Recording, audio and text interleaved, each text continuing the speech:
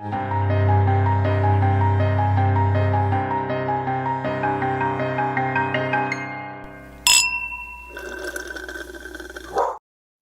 Patrol, be there on the double. Mm-hmm. Keep it going. If you're going to do this. Okay, I save see. the day. Paw Patrol. Paw Patrol. Listen.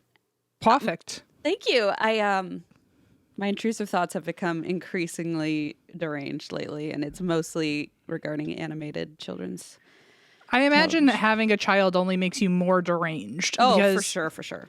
It's a good cover, though. You know, yeah. It's like a good cover for being deranged. Like, sorry, mom brain. Tired mom. Yeah. It's like, nah, girl, you've been this way since birth. I've been mentally ill since birth, but I like to have a child to blame it on now. I saw a meme this morning that said, emotionally, I think I have rabies. And I was like, that feels right. But it's an invisible illness. Okay. I can say that because I have an invisible illness. Okay. Before anyone yells at me like a real one. What are you drinking? It looks like you're having a pina colada or something. I fucking wish, dude. I am drinking. That would be at like 1 p.m, man, on a Tuesday. It's iced coffee, sorry, with lemons on it. Somebody made this for me, a fan, and I don't remember who. It's like a reusable Starbucks to-go cup with lemons all over it, and I love it. Wonderful. There's I don't know what's going on. I'm in like a pina colada era right now. I think I'm just in like a pineapple coconut era because that's all that it is for me. I feel like I've noticed that for a while. Because you're like a big lover of the pineapple juice, and then a few times I've seen the coconut mixed into the situation. I think I was always into, honestly, I didn't like coconut as a kid, and I've been really liking a flavor recently that I didn't know what it was, and I realized that it was coconut because I wasn't familiar with that flavor because I didn't grow up eating it. And I was like, oh, I guess I like coconut then? And so then I started asking for pineapple coconut things, and everyone was like, so like a pina colada? And I was like, is that what that is? I guess so. Welcome. So I found out recently we have a boba place kind of near us, and they actually make a lovely non-alcoholic pina colada smoothie. And so I've been getting that recently. And then Allison, I think it's the fact that you said a non-alcoholic smoothie. That's my favorite part. Like as if the other ones are. I mean, listen, I'm all drug, an alcohol, a liquor, it's a straight edge smoothie. Well, for all the squares. And then Allison recently found it's kind of her favorite coffee place. It's not really my favorite coffee place, but they actually make a lovely London Fog. And right now they are, I don't know if this is a regular thing or a new thing. They are making a cold foam, which I usually can't really have cold foam because I feel like they still taste like coffee to me, which is so weird because a lot of times it's just like cream. But anyway, this one is lovely. It is half lavender, half coconut, and it tastes like a pina colada and a London Fog had a baby. That sounds really good. I'm kind of really digging it. So that's what I had 3 of yesterday. Yummy. I wish we had that sponsor. Let's just talk about smoothies and alcoholic and non-alcoholic smoothies. Yeah, that would be lovely. I love that. Like by that logic, a margarita is an alcoholic smoothie, right? Because it came from a blender. Isn't it? I mean, I get that they're what are they called? Blended drinks? Yeah, is that what it is? Frozen margarita. I guess it's talking. Still every time. I think because I don't drink alcohol, I still have a different perception of alcohol than everyone else. It does. Because anytime someone gets a blended drink, I'm like, a little smoothie? It's a slushy, right? Like a little smoothie? It's basically a slushy that from 7-Eleven that you pour vodka into, essentially. Exactly. Right? Yeah. Like, you got a little Slurpee? You're having a Slurpee? You think you're better than me? Oh, sorry. Yeah, it's like you're literally drinking a Slurpee. Shut up. I'm going for a nickel at 7-Eleven. Thank you. Yeah, nice try. Anyway, so I don't know how we got where we did. Oh, your Paw Patrol. Is that because you were watching it with Leona? Is that what happened? Oh, yeah. there? She's really into it. And like, she's never really watched it before. And then, wow, she's into cops? That's crazy. That's what I'm saying. I played it and I was like, listen, every kid's show has cops in it nowadays. Okay. That's just part of what you deal with. It's part of the indoctrination of the woke right. No, you know? But see, part of it is, I think there's an agenda, right? Well, of course there's an agenda, but I think there's a different agenda because half the time it's like a gay mom cop. You know what I mean? Like they try to like mishmash. They're trying to bridge the gap. Yes, bridge the gap. It's like, okay, we can put cops, but only if they're like people of color, or I'm sorry, animals of color, or whatever the fuck. Like it just feels AOC. Like they're yeah, exactly. Like they're either gay or it's like, oh, they kind of find these ways to like weave both narratives. Stories. Yeah, it's very strange. But a cop with empathy. Cab. All cops are beautiful. All cops Someone's gonna steal that soundbite, and I'm gonna be in trouble. What? ACAD. All cats are dogs. Wait, no. All cops. Hold on. All cops are dogs. Okay, hold on. I'm confused now. Gas. All geese are silly. Oh my god. Anyway, I forgot what we were talking about, but the point is, it's actually kind of a cute show, and there's a little firefighter named Rubble. Or no, that's not his name. Marshall, the Dalmatian. And he just makes my heart happy. And I don't know. Precious. I was like, whatever, just watch it. And there's some good jams. I mean, she's really into Spidey too. So I feel like she's into more of like the quote unquote boy shows, like as good far for as her. Yeah, I know, which is kind of fun. And then there's Gabby's Dollhouse, which is like sparkle pink mermaid magic, and I'm like, oh wow, we talk about bridging a gap. We really run the gamut here at my house. You're raising a true non-binary queen. I hope so. I don't know, man. I can't even tell what her interests are yet. She's all over the place. So good for her. We're just riding out all the many waves, and just singing along, trying not to lose our minds. When you were her age, do you know what your favorite things were? Like, do you have not a recollection, but have your parents told you what you liked? We usually save the shadow work book for after the show. Oh, right, sorry. Okay. I just meant you like fucking rainbows. I know. I'm kidding. I'm kidding. I loved doctor stuff. I was like hyper Really? Yeah, and like I think about it sometimes. I'm like, it was a weird level. Like I was like reading in the dictionary all these words about like medical stuff and trying to like watch every medical episode. And of course we didn't have like there's a Gullah Island episode where they go to the doctor that I've been trying to find for years because I like remember so vividly watching it and going, that's me. I'm going to be a doctor one day. I don't know why. Like I clearly grew out of that real quick, but I will tell you, I didn't like doctor stuff, but I did love Gullah Island. I loved that show. The way that I think my first crush ever was Binya, who's a fucking, not even a frog. It's a fucking tadpole. He's a tadpole. It's like a giant walking tadpole. It's like disturbing. Also, is it like, did they just find Allison, a costume? I hope you find comfort in that being M's first crush was that giant tadpole. And Allison has never even watched. I remember we got the first like big cultural moment at Allison and I had where our conflict of our backgrounds was just too strong. It's the time she had never seen Lunette the Clown. What's that show called? Even. The Big Comfy Couch. Thank you. And I said, you don't understand. And so I laid on the floor of our dorm room, which had like and did the clock. Never been vacuumed, and did the clock. And she was like, are you out of your damn mind? And this was before I like drank or did anything. So I was like, I'm actually extremely sober and serious. You need to learn about the clock stretch. Fun fact, that clock rug is now available on Etsy. If you want to get one for How Leona. How could I have not thought of that? If they have the Blue's Clues furniture, of course they have the clock rug. Oh, that's fun. It's saved, and it's probably the earliest thing that's saved in my cart is the Big Comfy Couch rug. So. That's unbelievable.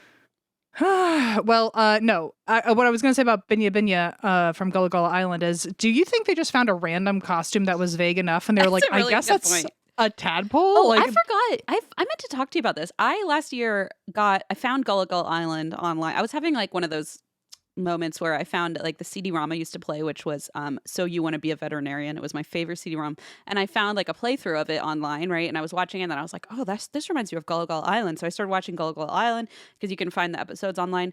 And then I went to a deep dive on Wikipedia. Remember when I thought I didn't have ADHD or OCD or any other mental illness? I went through all their Wikipedia pages, like everyone on the show, and I think like the two main.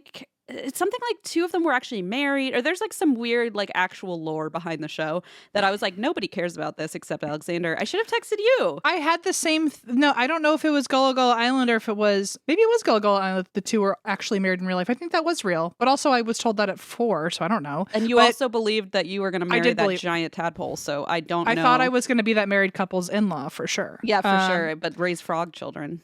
Yeah, no, I thought the same thing for Out of the Box, but I thought the two of them were dating. Oh, I never watched that. When they go, wait, they do. I don't even know what that is. When they sing the song, so long, farewell to you, my friends, and then they do the. They do a thing. Whoa. They shut up. I don't even know this show. I've never watched this show. Oh, it makes me so mad that I don't know it. Like if I were watching it, I would know cool it. to me. So I'm not even. It's part of the. So they're the whole concept of out of the box. They're thinking out of the box while they're literally sitting in a fucking box, and so which like low budget much. Wait a minute. Yeah. So it's that they built this like tunnel of boxes, and it's like a play fort. But because you're thinking out of the box, it's not just a cardboard box anymore. You're in this magical land. I see. And the two of them are like your buddies. Out of the box. Is that right? Mm-hmm. Okay, so I do know this somewhere in the recesses of my mind But at the end they always sing the goodbye song. But then there's a part where you always do a hand part. Like it's not all the music stops. You just do a hand part, and I swear to God, it's like. I think that's what it is, but I have to see them. I could be totally wrong. Well, we'll do that at the end of this episode. I was going to say, that could be our new closing since we never know how to end the episode. Yeah, we'll just do a weird clapping motion. We'll do. They're not still trademarked, right? We could do that now. I don't think they were ever trademarked. Not that I know what a trademark is. That's been proven abundantly clear to me recently. No, we could do like our own friendship a secret handshake to end the show. You know. I love that. No one's done a virtual handshake yet. That could be us. I feel like that's really cool. I like how probably everyone's done a virtual handshake. We're just like... kids who have secret handshakes probably during COVID learned to do it over Zoom. I was going to say, I'm sure there have been some efforts made to virtualize the secret handshake, but we can hop on board, I think. We'll figure it out. Anyway, why do you drink this week, Christine, and what do you drink? Oh, wow. I brought myself a vitamin water. It says focus on it, so that's how you know it'll do the trick. That you're suffering. Also that. I drank this week because we're going to start potty learning this week. I thought she was already potty learning. We were slowly but surely, and then we've had some regressions and some just like lack of interest. So we're going to try to focus this week on it and see what happens. Are you believing in Santa? I could call and pretend to be Santa and be like, oh my God, just like bully her. This is how trauma happens. Then, if you just wing it like that, that's how you create trauma around like anything and everything. I'm just saying, if you need some sort of reinforcement, I can impersonate one of the cops on Paw Patrol. Oh yeah, I was gonna say, why don't you congratulate her? Can you be Mercat from Gabby's Dollhouse, please? And sure, I could. Give me 5 minutes. I'll learn it, and I'll be Cat Rat. I'll call and go.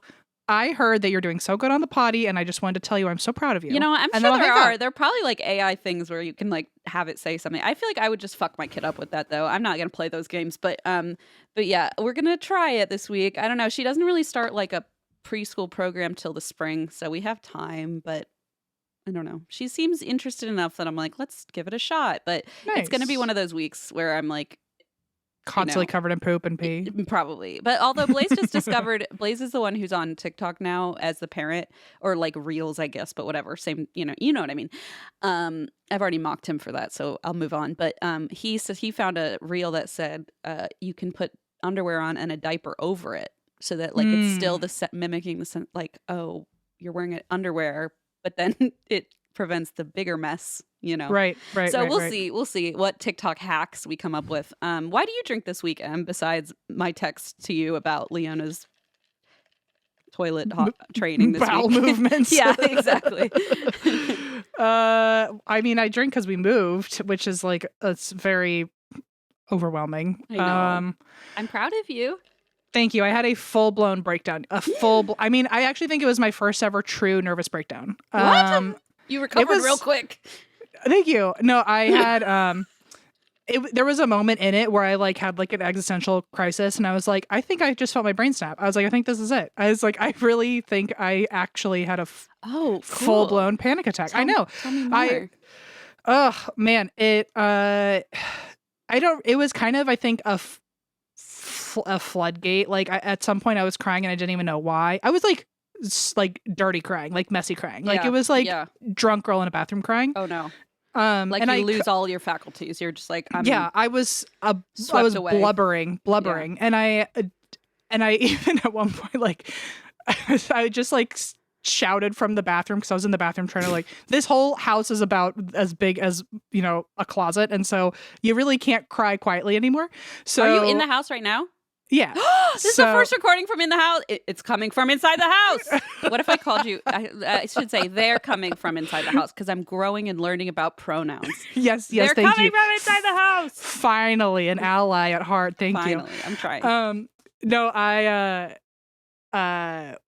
you can't cry quietly anymore. So I was in the bathroom trying to like keep my cool, but then it like came out where it was like that sound when you're crying, where you're just like that grunting sound. Yes, yeah. I know it well. So at one point I had to just kind of own it. Then you're like, oh, it's too late now. Yeah. And I was like, Allison, I can't stop. I don't know what's going on. I'm just like crying everywhere.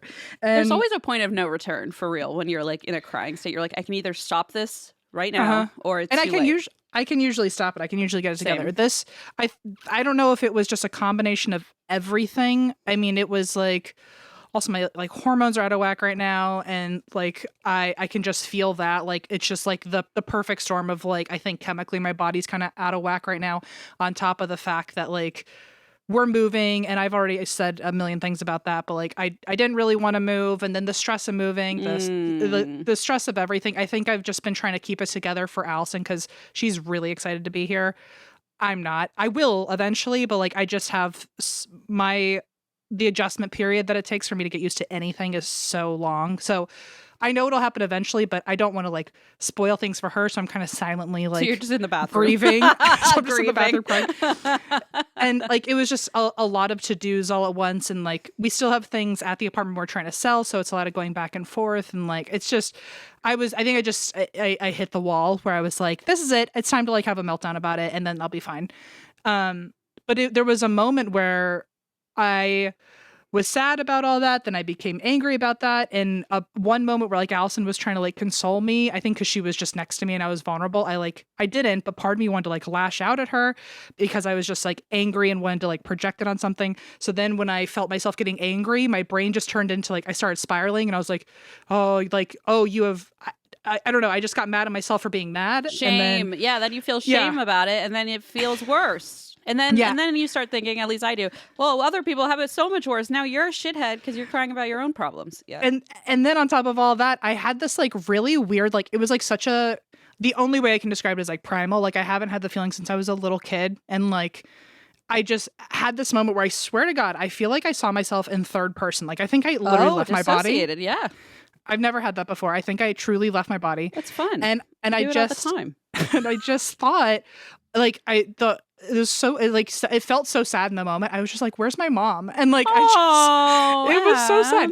And I realized that I was like, oh shit. Like it was that moment where I was like, I'm just a little guy. Like I'm just new here. I just have a house and but like, I feel like I didn't actually feel like this, like realistically I didn't feel like this, but I felt the fear of a little kid where I was like, I feel like I made a really big decision and I'm very far away from my mom. And by now she would have told me that it's time to come home. And she's not. And taken over. Like she would have taken over. Yeah. I think that's what it was. And then that spiraled into me getting homesick. Oh my God. Every single thing just happened at once. And I think it all just came from me like kind of wanting to like relinquish power and like have someone else kind of take the reins for a bit. I feel like it's like your brain, all the file cabinets open at once and are like, yes. And another thing.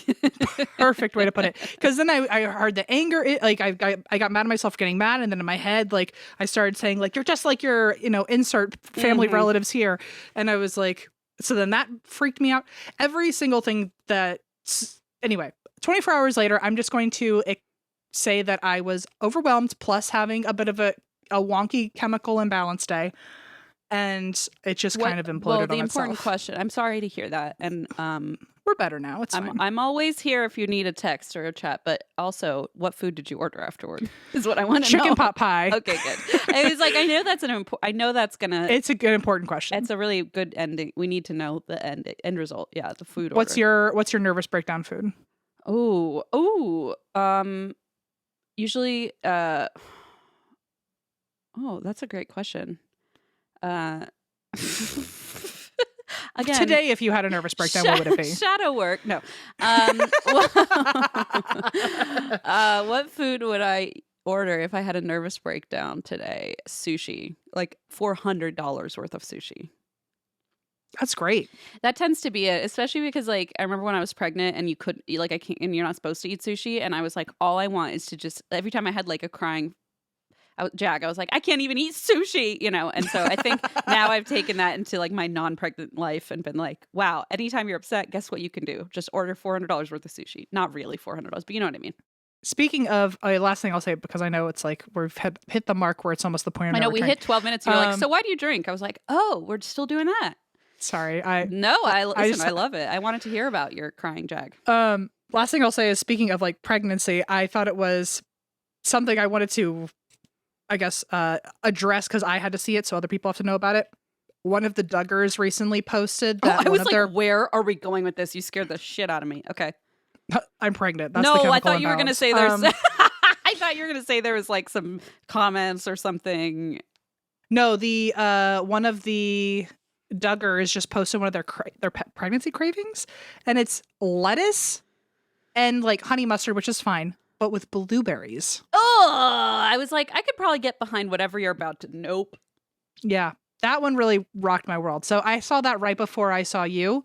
So that is actually also why I drink. So I was like, that can't be real. Oh, anyway. No. Yeah, I don't and enjoy I drink that one bit. Propel, which I call dessert water. So, oh, yeah, that's what I call vitamin water. Yeah, we're having our dessert waters. One time in junior year, my mom used to buy these at Costco, and then she would pack them like sometimes in our lunches. And I brought one to school, and I was drinking it in the hallway, and we weren't supposed to be like eating or drinking upstairs, you know? And the dean of discipline, that was his name, Mr. Von Handorf, the dean of discipline, said to me... Mr. Von Handorf? Yeah, that's his name. And he said... Crazy. I know. He was also my math teacher. He was very scary. Imagine being called the dean of discipline. Anyway, he said you can't... Sounds like he liked it. He probably did. He was a nice guy, but he's like, no, God, I gave this guy such a hard time. No, he's like, no, only water above the first floor, Schieffer. And he always said that. And, I had this friend named Zoltan who was in my advisement, like my homeroom, and Zoltan, he's from Brazil. And like, we had a love-hate frenemy relationship. I don't know. Anyways. I had one of those. Yeah. And I was like, he's my friend. But then sometimes I'm like, you're such a little punk. I don't know. He turned to Mr. Von Handorf and said, that is water. And he's like, that's not water, Zoltan, that's juice. And Zoltan had this thick accent. He's like, it's vitamin water. And he like screamed it. And Mr. Von Handorf was like, get downstairs right now. Anyway, so every time I drink it, I call it vitamin water. And I thank Zoltan for defending me on the second floor. It was one of those moments that it was a friendship. And then the next day, I'm sure you hated each other. I bullied him so much for saying vitamin water that I think for the next 3 days, he didn't speak to me. So that was the enemy part. So we made fun of him because because we're, I guess, xenophobes. But one time on Ignition Day before school, you had to go around and we were all meeting each other freshman year. And Renee and I, for some godforsaken reason, they put us in the same homeroom. And Zoltan was in our homeroom. And so everyone had to say like, hi, my name is Christine. And I would bring cookies to the picnic, and everyone goes. It gets to Zoltan, and he goes, "My name is Zoltan, and I am bringing nachos." And Renee and I laughed so hard because like he just didn't get that you're supposed to say a word that starts with the same letter of your name, and he said he's Zoltan and he's bringing nachos. I think we laughed for like the rest of eternity. Like no wonder this guy kind of hated me. Anyway, I think of Zoltan every time I drink vitamin water. I promise he doesn't even know who I am anymore, but. Shout out. I love it. What would he have brought with a Z though? I'm bringing zebras. I'm Zoltan and I'm bringing more Zoltans. Poor kid, all right? And then it's like, oh, well, like he's literally new here. He's from a different country. We're already bullying him for being different and having an accent, like, because we're just assholes, I guess. I don't know. We were just, we didn't like we laughed at him, but he laughed We get it. Okay, I just want to make sure people aren't like, really upset by what I'm saying. People will, but that's their problem, not yours. Yeah, it's not. We were friends over the long run. We were friends for people who hated each other, okay? Yeah, so, like, zebra relax. cakes. Zebra cakes. But he was from Brazil. I'm sure he was like, what the fuck is that? So. You really could have helped him out. You could have been a friend on day one and just shouted it for him if you wanted, but... I could have, but I didn't. Okay, Christine, let's shift gears into an exorcism. Oh! Wait, we don't have to shift very far. I was just talking about high school like 5 seconds ago.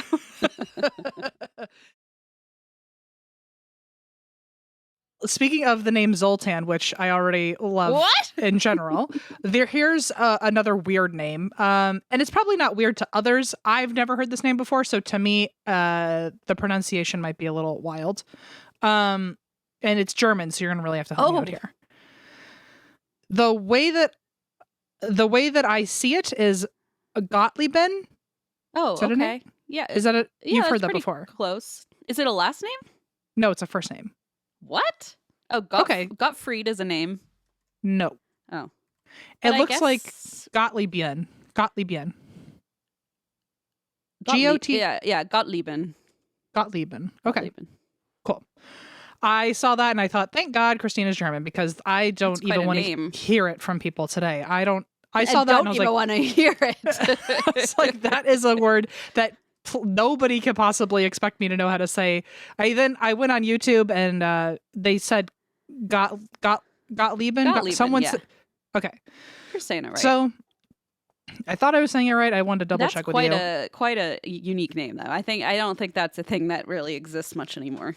Okay, cool. I didn't know if that was like a common name. No, Gottfried is, but not Gottliebin. Do you think? I don't think. You know how like old people names are coming back? Do you think this could come back? It could very well be. I've heard a few of my German, like not cousins, but like acquaintances who have named their kids some really wild. It's almost like, imagine that trend in the US with like Ruth and, you know, those kind of names. And then imagine the German old timey like Gottliebin. This shit I think is coming back in some ways. So I'm like, imagine a baby called Gottliebin.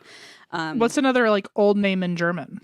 Oh, Heinrich. No, I don't know. There's a lot that I feel like sound old in US context, but maybe I don't know. I can't you know what's wild? All of a sudden I can't think of a single German name in my life. Herman. Wolfgang.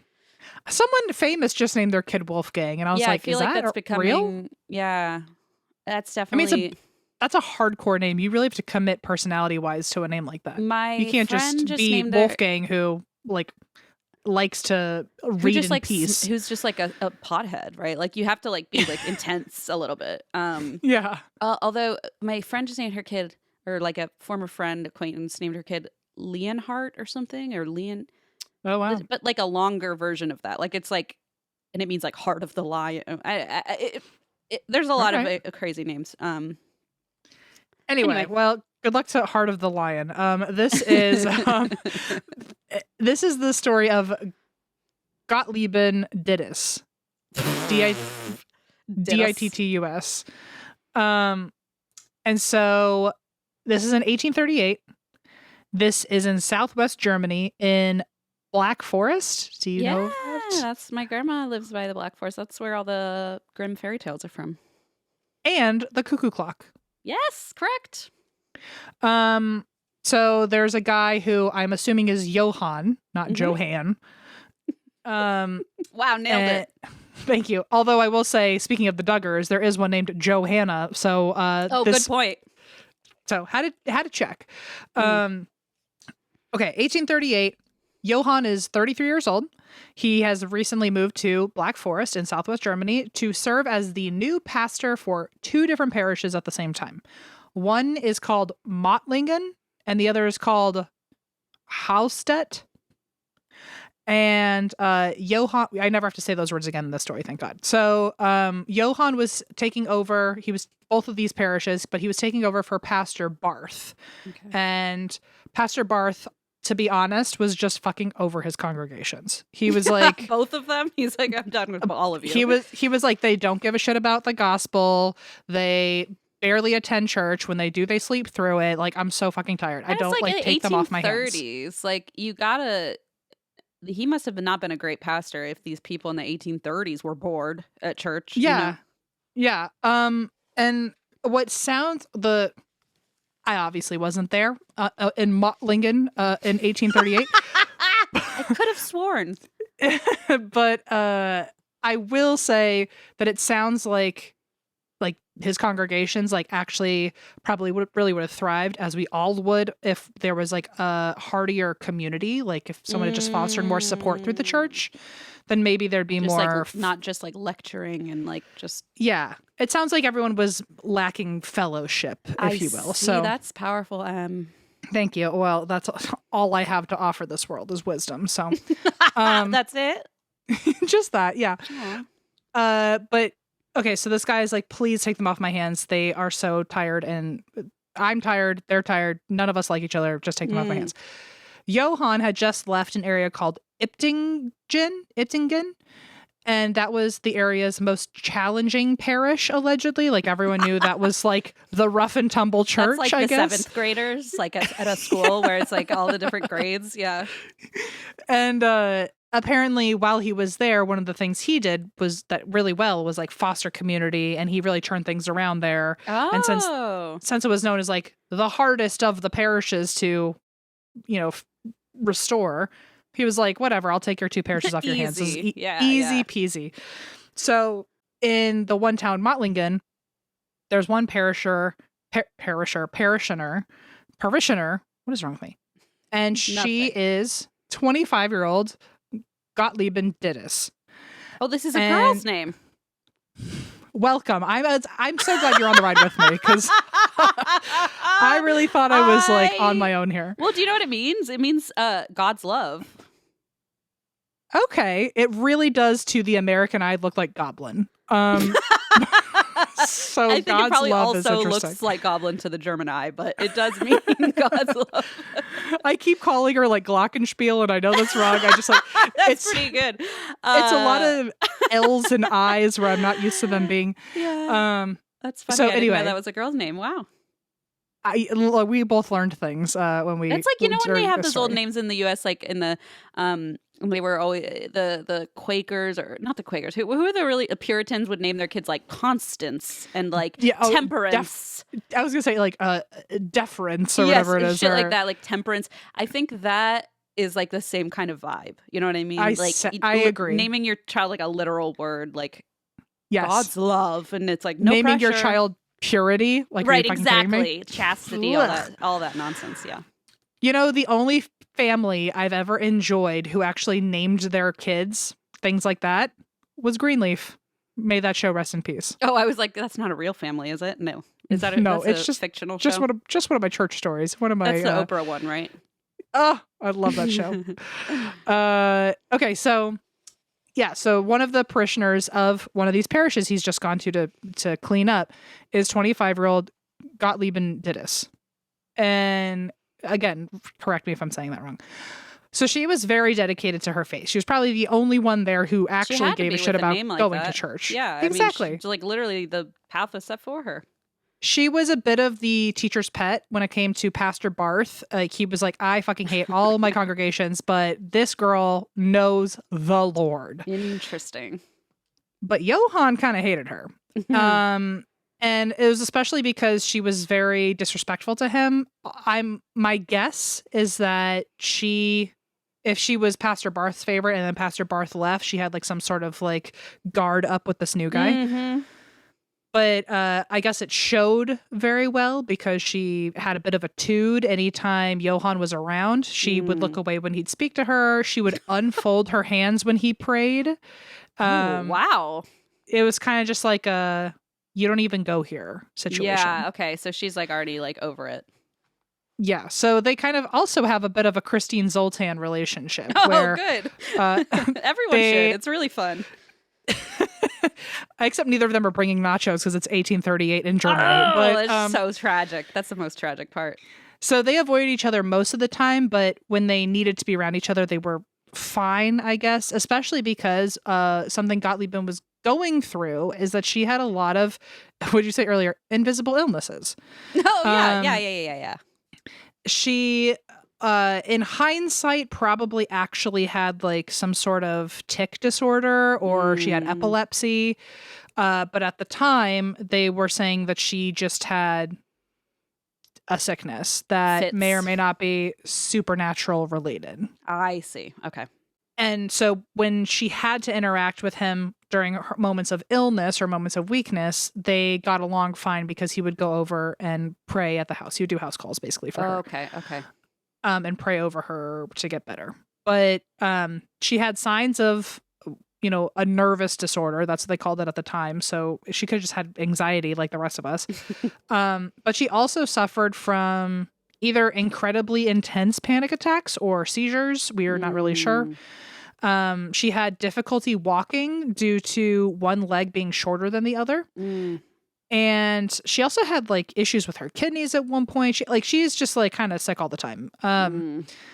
And as for all these illnesses, the local doctor couldn't really treat her because he didn't actually know what was wrong. He just kind of, like you said, just generally put like fits, and that was it.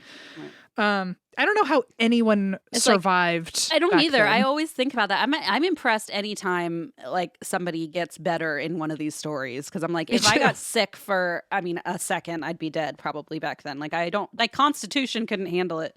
Yeah, if Doc Brown came here with the DeLorean and said, we're going to go back to the 1800s, which, by the way, was the plot to Back to the Future 3, if I were Marty, I would have been like, that's actually really not a good idea. I'll die by 40. Like, can I get a tetanus shot first? Like, I know I'm going to step on a nail. I'm going to be the person who just cannot get it together in the 1830s. I can't get it together now, okay? One of my ancestors, he actually literally died from stepping on a nail. See? Yeah, it happens. It happens. You should not have told my OCD that. My OCD's like, cool, banking that as another way to go out. I will say it was like in the 30s or something. Yeah, tetanus is a very scary thing. And it was a nail from like a dirty butcher shop. So, yeah. Wow, that got real dark and upsetting. And he didn't have shoes on. So it's like a whole thing. So it was his fault, kind of. You know what I mean. Okay.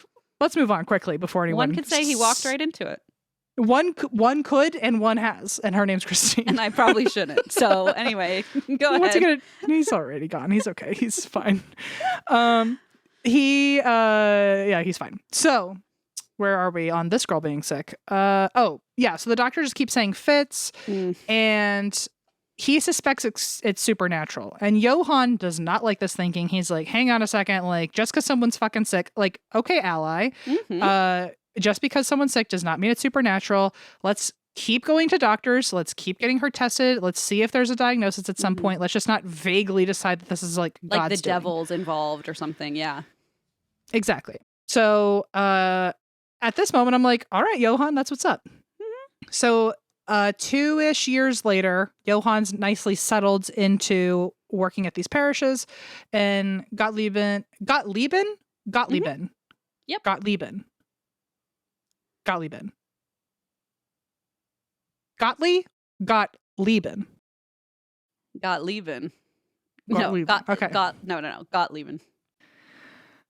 Okay. So, Gottliebin is, this is 2 years into Johan being here, and after he's defended her that she should go get more testing from doctors.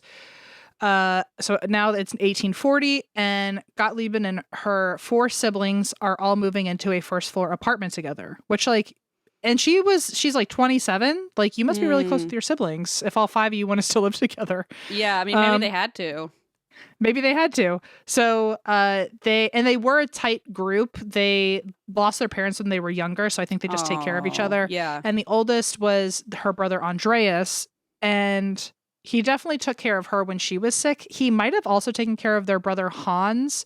There was one story I saw, and the source said that he had like severe low vision problems, and so, but then I didn't see that anywhere else, so I don't know if that's true.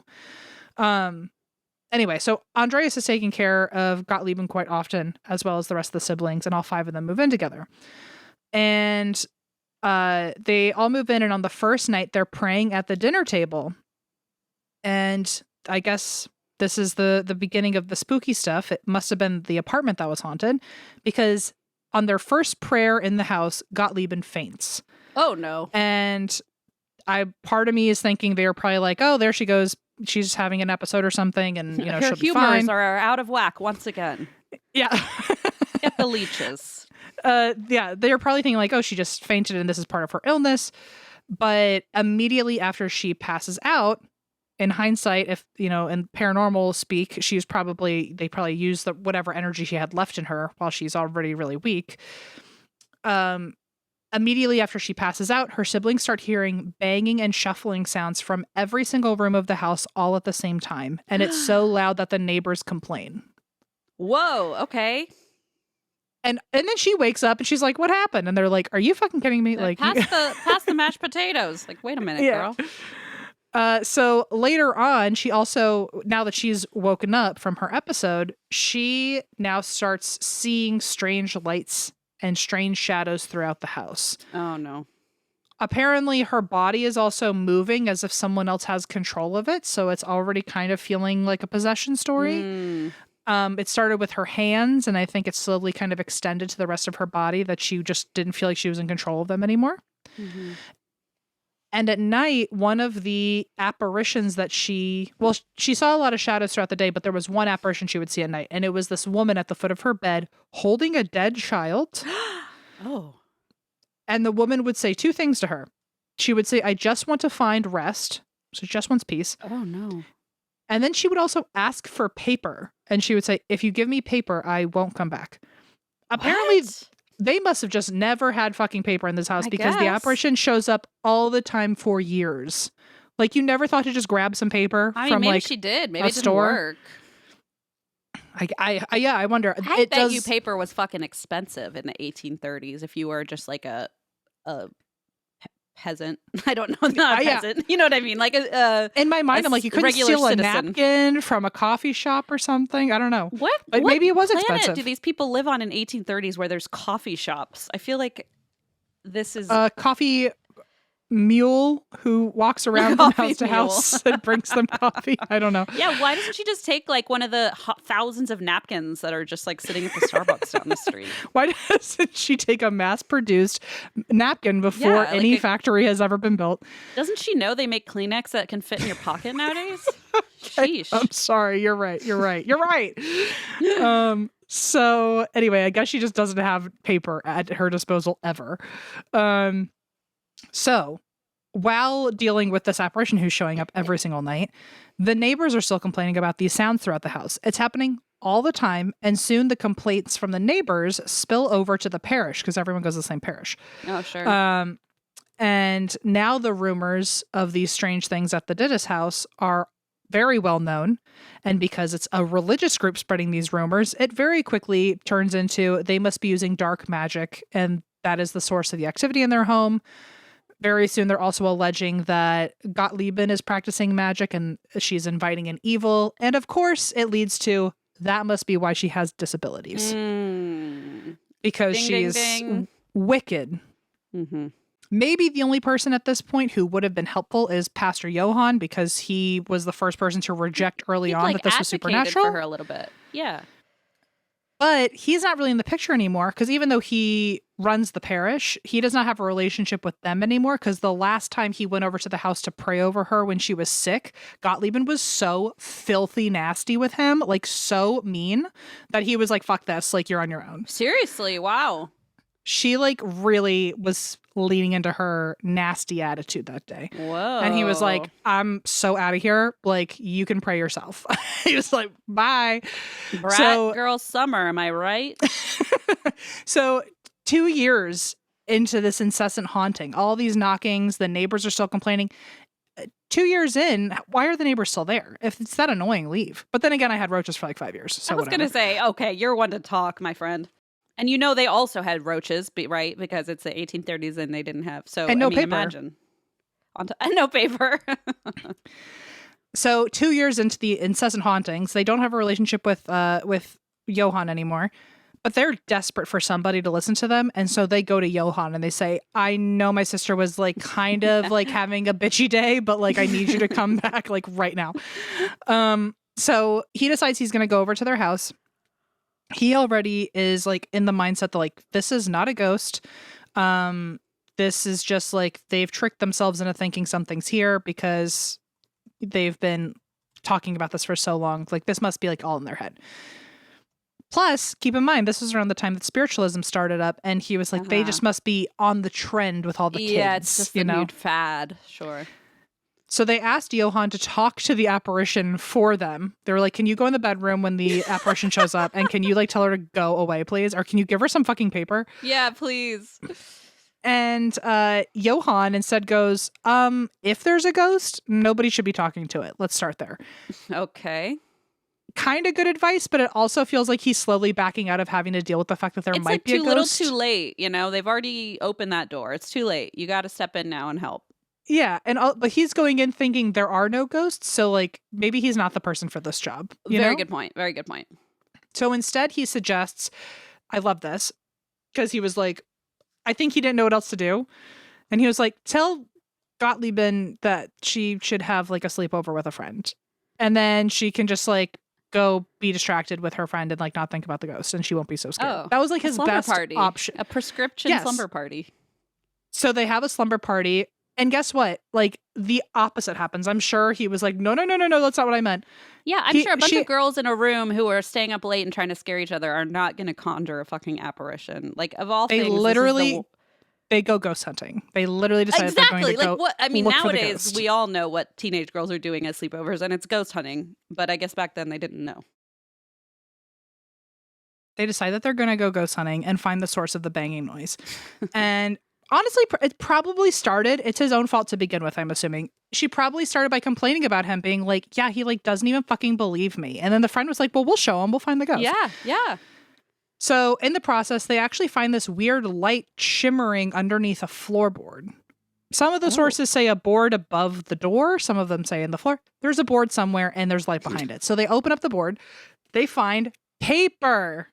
No. And it's covered in writing that's smeared with either soot or ink and it's too hard to read. Wait a minute. So maybe she has been trying to give the girl the apparition paper, but it's like not that paper. She's like, if you just move your fucking bed, I'll tear up my own floorboard and grab the paper. Can you get out of my way? If you throw one more wadded up napkin at me, little girl, I swear to God, that is not the kind of paper I'm asking for. Did you hear that? What was that? I don't know. It's a new house. I couldn't tell you. Cool. Fun. It happened again. Oh, Allison's running the garbage disposal. We're going to all learn together about these sounds. 5 feet away from me. Okay, so they find paper and it's too hard to read, but they find that in 3 crowns, and by crowns I mean coins, not the thing on your head, because I thought that's what I meant. Okay. That's what I assumed. I was like, why crowns? That's crazy. So 3 coins. Weirdly, after finding these items, the activity ended for 2 weeks in this house. And Johan thought that his sleepover idea was the thing that did it. Oh my God, of course he did. He was like, genius, I saved them all. But that was only for 2 weeks. And immediately after that, the banging starts again. But this time it's much more frequent and much louder and much worse. And the neighbors hate the family. Oh no.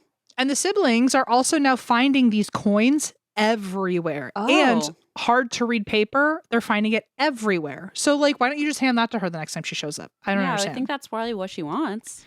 But she kept showing up and she'd be like, just give me some paper, and they wouldn't even think to hand her that paper to her. So not clear thinkers, not direct. I guess not. A to B thinkers, I don't think, over here. Thinking outside the box, you know what I mean? Out of the box.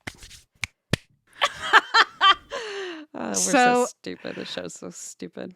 They also now, at this point, they are also starting to see weird things how do I say this? Oh, they know they're going to find the coins again or the paper again if there's a weird thing that happens with the light.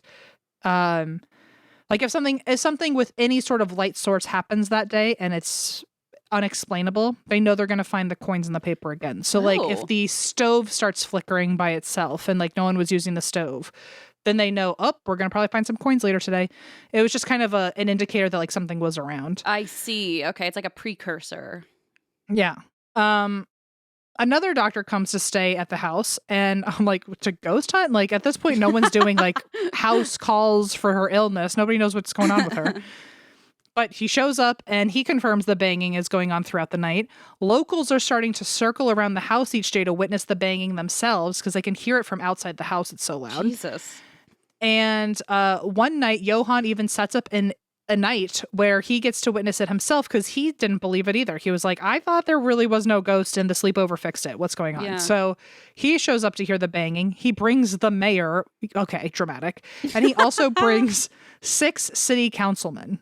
I don't know why. I don't know if it was to look important, but all of them go over and hear the banging themselves. They actually report that the banging they witnessed was so strong that furniture jumped, windows shook, and dust fell from the ceiling. Damn. So it's not even like that previous story I told you about the loud knocking where it was the girl like hitting her chest or whatever. Right. Like the hollow of her chest. Yeah. Yeah. So it's not that. I mean, like the dust is not shaking from the ceilings. Right. It's like actually moving things. And she's like really sick. Like she's not strong enough to do this. So, I mean, that's my take on it. But so neighbors in the area, they start comparing the sounds to like firecrackers. They're like, this is fucking loud. Like they're bothering the entire. I don't know why they didn't like have them like. I could see some annoying Karen neighbor send them something like a cease and desist for being so obnoxious. Yeah, like an HOA. That's probably when they invented the HOA. You know, for this very reason. So, what was I going to say? Johan, the mayor, and the 6 city councilmen. They all decide that they're going to go investigating too. They look around. They find nothing. It's giving Ghost Adventures. And whoa, shots fired. And they heard sounds that ranged from those really loud bangs all the way to really light tappings as if someone was moving their fingers around. At 1 a.m. in the morning, Gottliebin says that she heard shuffling, which usually happens right before the apparition appears. So, like, imagine you're Zach and Aaron and the mayor, and you want to see a ghost in real time, and she literally tells you, I heard the sound that warns me that she's coming. You're about to see an apparition. Guess what Johan does? He goes, well, if the ghost is gonna show up, then a bunch of people freaking out wouldn't be very helpful, so we're gonna leave. What? Like, okay, just say you're a baby and walk away. He's a chicken shit. Come on. He clearly, he's like, I'm not interested in this ghost shit. I don't want to do it. He's like really denial in every sense of the way. And sense of the word. Apparently he never sees anything. He literally leaves and nobody sees a damn thing. Why didn't any of those councilmen go, I'm kind of curious. Yeah, I would have been like, yeah, I'll meet up with you. I forgot my scarf. Right. So he left. He brought all of his buddies with him, and he did arrange a place for Gottliebin to be on her own because they thought that the house wasn't safe for her. Okay. So, and she had to like basically move out of the house. She was gone until further notice. Not the other siblings, which I think is interesting. It's like, if the house is really haunted, then fuck you guys. But maybe he thought that like it was feeding off of her because she was sick. Yeah, especially if she's the one seeing the apparition and knows when it's coming and all that. Yeah. So I guess he was thinking like, if I pull her out of the game, then everyone's safe. So Gottliebin left that night for other accommodations, but her brother Hans later said that the knocking continued for the rest of the night, as if he was mad that she left. And after he confirmed activity was still in the house, everyone started reaching out to Johan as if he's their fucking tour manager. Poor Johan. And they were begging him to give them access to the Dittus house while the siblings are still living there. They're just like, hey, can you like get me in too? To their house? What the hell? It's like, I heard you got the mayor and could you like let me in too so I could see the ghost? Which, like, barking up the wrong tree. You're talking to the person who will leave when the ghosts show up. Right. So, yeah, he doesn't want to be involved. Wrong guy. So he would refuse. He was like, I'm not bringing you to another person's house. For the best. During this time, though, it would have been a moot point anyway, because when Gottliebin left, after that night, wherever she was, activity would follow her. So they really need to be calling her. Yeah. And at the same time, she's now having seizures, honestly so intense that doctors are at a loss for words. She's like really going through it. And of course, those who thought that her seizures were connected to hauntings criticized Johan for neglecting his pastoral duties by not trying to pray harder for her. No. So now it's like he can't win because he's like, listen, I'm advocating for you because I don't think this is like the devil. But then everyone's like, well, you're being a bad pastor because you're not praying enough. And also like shaming the person with like severe epilepsy isn't enough. You're not going to go blame other people because they're not trying hard enough to save her. Okay. That's wild. Like, if you're going to be mad at someone, blame like science for not figuring out like treatment yet. Like, I don't know. If you want to be mad at someone, it's not this random person who's already kind of praying, you know? The leeches haven't done their work well enough either, so they can also be part of the problem. Blame anyone, I guess, but like you're barking up the wrong tree every time. Mm-hmm. So anyway, after that home visit where he witnessed all the bangings and the ceiling was shaking and all this, that was around the time where he started to question himself, because originally he was such an advocate for like, this is not supernatural. This girl's really sick and needs help. But when he saw all this paranormal shit in the house, it really did rattle him, and it made him start doubting that maybe it was connected to something supernatural. Now, obviously, two things can be true at the same time, and like something supernatural could have been going on, and she could have been sick. I mean, we've seen that. That was at the Conjuring house. It was one of them where the kid he's going through chemo treatments. Yes. And the ghosts are like feeding off of him. So it's possible that you can just be sick and there can be ghosts, but he conflated the two. So still amidst the criticism, he's still being told, oh, if you really think this could be supernatural, you should be praying more. And if you really think it's supernatural, you can heal her, blah, blah, blah, blah. And even then, Johann is like, whoa, I literally can only pray over her. I'm doing all that I can. I'm not trained in exorcisms. This is not on me. Yeah. So he's like, I'm doing my job best I can. And he's young too, right? He's like in his 30s. I mean, yeah, he's like our age. He's like a senior citizen back then, I guess. But like, he's not much older than she is, right? She's like in her 20s and he's like 30 something. Okay. Well, so one day he's visiting her and she has a seizure, and he decides that he's finally going to intervene and really cast God upon the spirits inside of her. I mean, I guess in his mind too, like in his defense, not that he needs a defense, but like in his defense, he's probably standing there like, I mean, praying won't hurt, right? Like, right. Even if she's just sick, I can still pray, you know? So maybe especially back then. Maybe honestly, based on how she was raised, there's so much nuance we don't know. Maybe she was also begging for him to pray over her. Like maybe, I mean, they pray at dinner. I'm sure they were welcome to pray in the house. Yeah, her name is God's love. Come on, right? True. Very good point. So he starts shouting into her ear, "Put your hands together and pray. We have seen enough of what the devil can do. Now let's see what the Lord Jesus can do." That sounds like the opening to the Gottliebin DJ.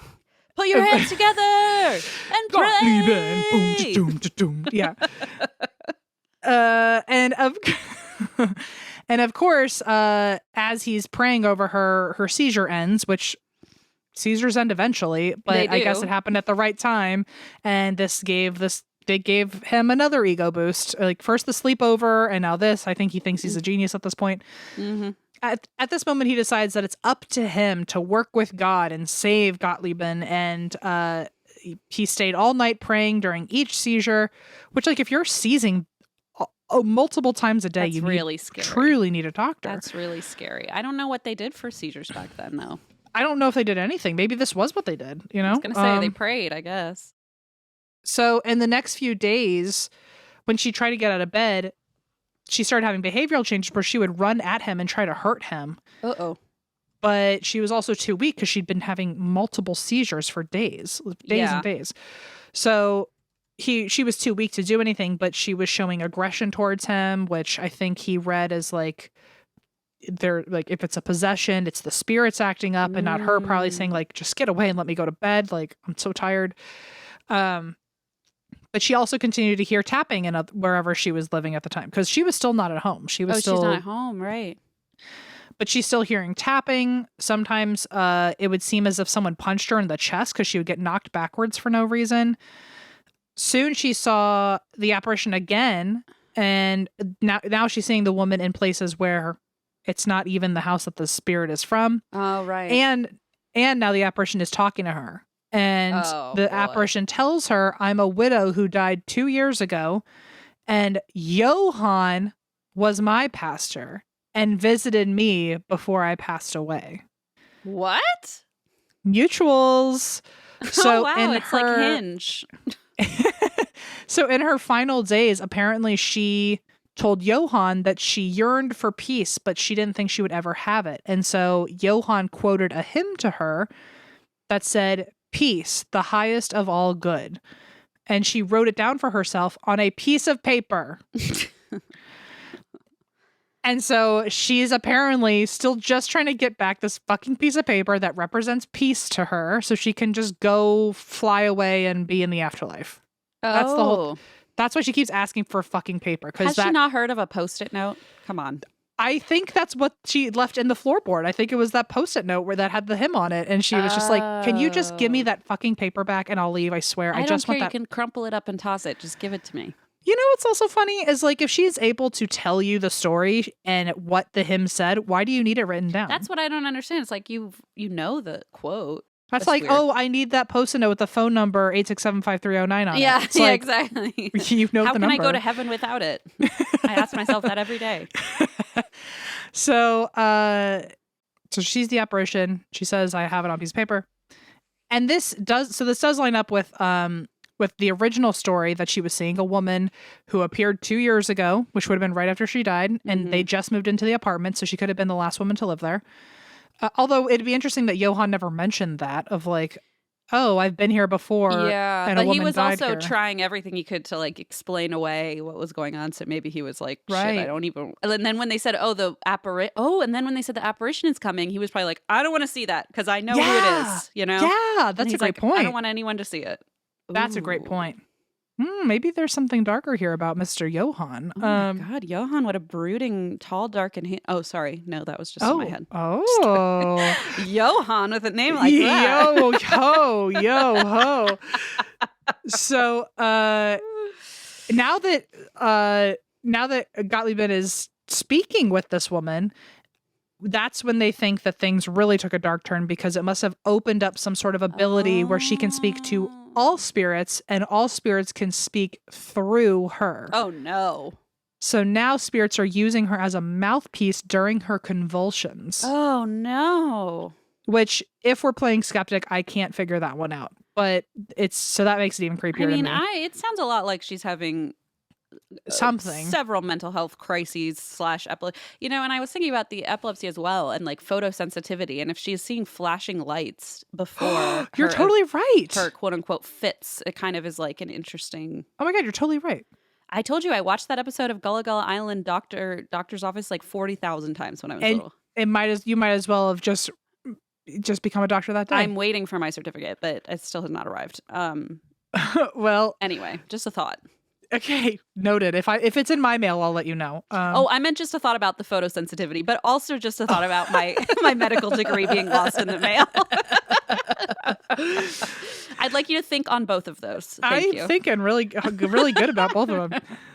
So she's now speaking during her convulsions, but each voice has different pitches and accents. Sometimes they are in other languages. That's freaky. I hate that. I hate that. Me out. And one of the voices is allegedly this woman that she kept seeing at the foot of her bed. And she is now speaking through Gottliebin, but it tells Johann, well, I couldn't find peace and I don't know what to do. Johann tells her that you need to pray. And she said that she couldn't originally, or that she can't actually pray now because she's with Satan because she's in hell, because while she was alive, allegedly she killed 2 kids. What? That's she killed what? Sorry, you froze for like the worst time. 2 kids. What? That's apparently out of nowhere she's throwing in that plot twist where she's like, well, I apparently killed 2 kids and I buried them in a field. Johann was like, man, I thought you were out of the picture. This was too complicated when you were alive. Now you're back. Look, sometimes if you love mess enough, you'll stay for the mess. You know what? I think, and you'll stay and create more of it. Sounds like, yeah. And I've always said that. So you have. So she's like now confessing all these things and why she is with Satan and why she can't pray for herself and why she can't be released into the afterlife. So Johann offers to pray on her behalf so that she can, either go to the afterlife or do whatever requires her getting away from Gottliebin's body because she's taken away her energy. And she eventually says, okay, like, do what you need to do. I don't want to be here anyway. Like, I don't want to be in Gottliebin's body. This is just the only way I know how to talk to you. Harsh. Which, would hurt my feelings for sure. A little bit. For weeks, demons are continuing. She's calling them demons now, not just spirits. Demons are continuing to speak through Gottliebin, and they're claiming that they are forbidden from harming Johann. But that being said, they would attack other people. They wouldn't attack Johann, I guess, because he's a godly man. Oh, right. He's like a man of the cloth. But they would also hurt other people, including Gottliebin. Like, I love how she always attacks him, though, when she's like lucid. She's like, I'm going to punch the shit out of you, even though the demons won't let me. No matter what, at any point, someone is not safe. Yeah, right. Everybody's a target. So there are some nights where like even her aunt would come to visit and spend the night, and she would like watch bruises and burns appear on Gottliebin's neck. Oh, geez. And the next morning, Gottliebin would say like, well, I had a dream last night that fire hot hands were choking me. Oh, great. And so like they're clearly hurting her from the inside out now. Yeah. And they're capable of doing that. Also, there's bruises all over Gottliebin because she's constantly tripping, but people are also alleging that she's getting shoved. Then in July, there's like a weird lull in activity, which fools everyone into thinking that everything's fading away. And then a month later, Gottliebin tells Johann, actually, I have a new symptom I've been hiding from everybody. And every Wednesday and Friday, my breasts bleed so much that I think I'm going to die. What? I got nothing. Oh, no. Johann says that this is apparently something he had heard through like fringe religious fanatics who say that that's part of demonic possession, which I don't need to have heard it from a fringe religious fanatic. That sounds not normal, certainly. I mean, listen, has it happened to me? Yeah, when I was breastfeeding and crying through the night, and I was maybe possessed at that point in my life. When but, you had a baby biting on them? Exactly. Yeah, maybe. Like that, maybe in that context, but not like so much I thought I would die, you know? Well, he quickly, I think that like made him kind of have what I had yesterday. Like his brain just decided to unplug itself. It snapped. Because he immediately hears that and thinks you must be practicing witchcraft. And like this, I think that was his way at the time of saying like, you've got to be fucking kidding me. Like, I don't even know what to do with that information. Like, and I think he just spiraled. I think he spiraled. He was like, you must be doing witchcraft or some shit. Cause that's crazy. I mean, like, I don't fucking know. Tell a 30-year-old man nowadays that your boobs are bleeding so bad. I mean, and they look at you like horrified, right? So I can't imagine the 1830s, this young woman comes to you and is like a man of God who's like a pastor and is very like traditional and talks about her breasts bleeding. He probably did have an actual conniption about it.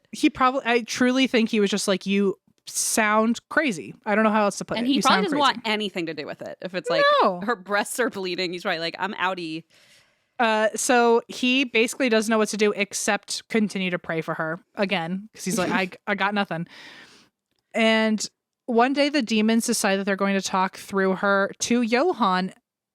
And remember last time when it hurt our feelings as if we were her, when one of the demons said, yes, I don't want to be here fucking anyway. Like, just get me out of here. Yeah.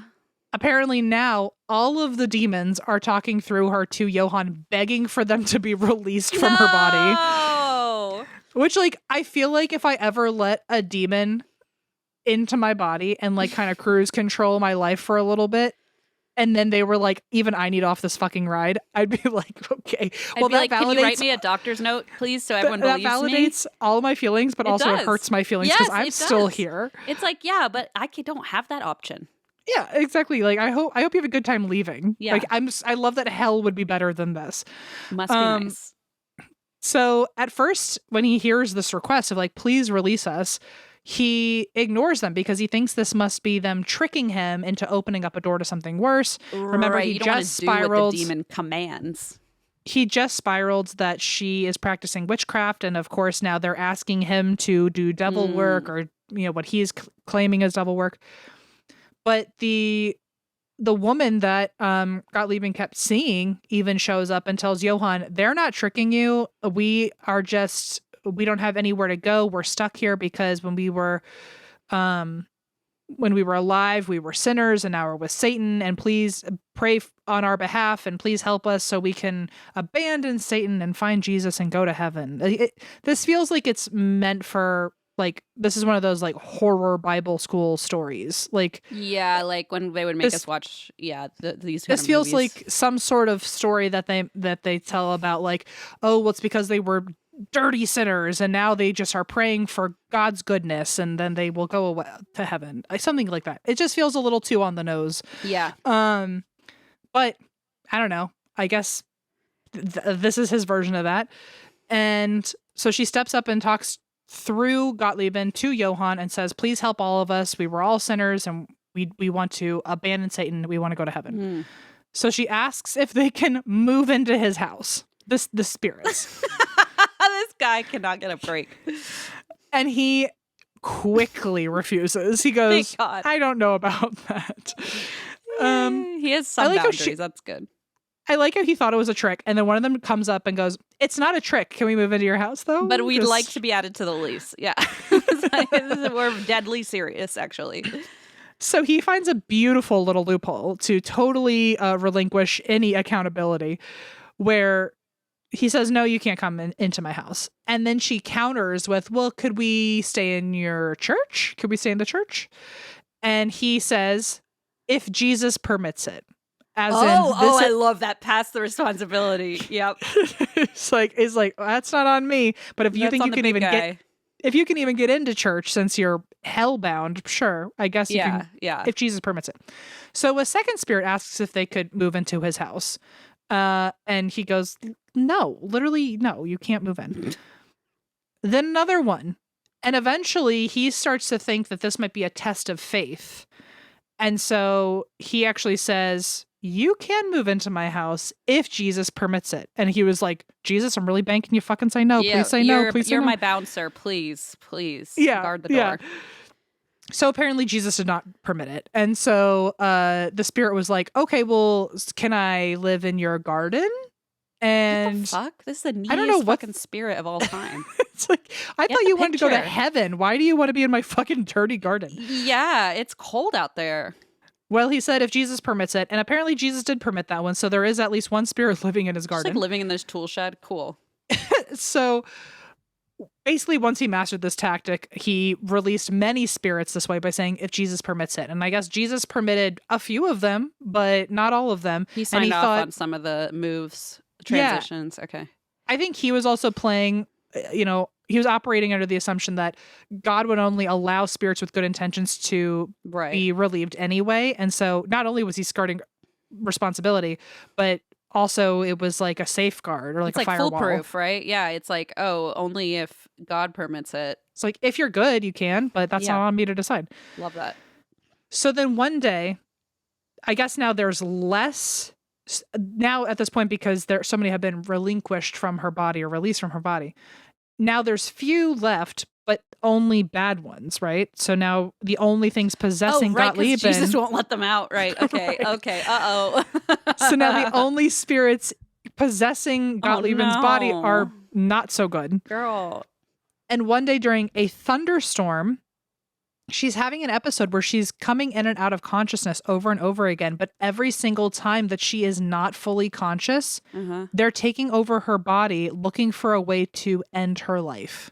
Oh, no. And I think the thought process of these demons is like, well, if Jesus won't let us out, then we'll let ourselves out. You know what I mean?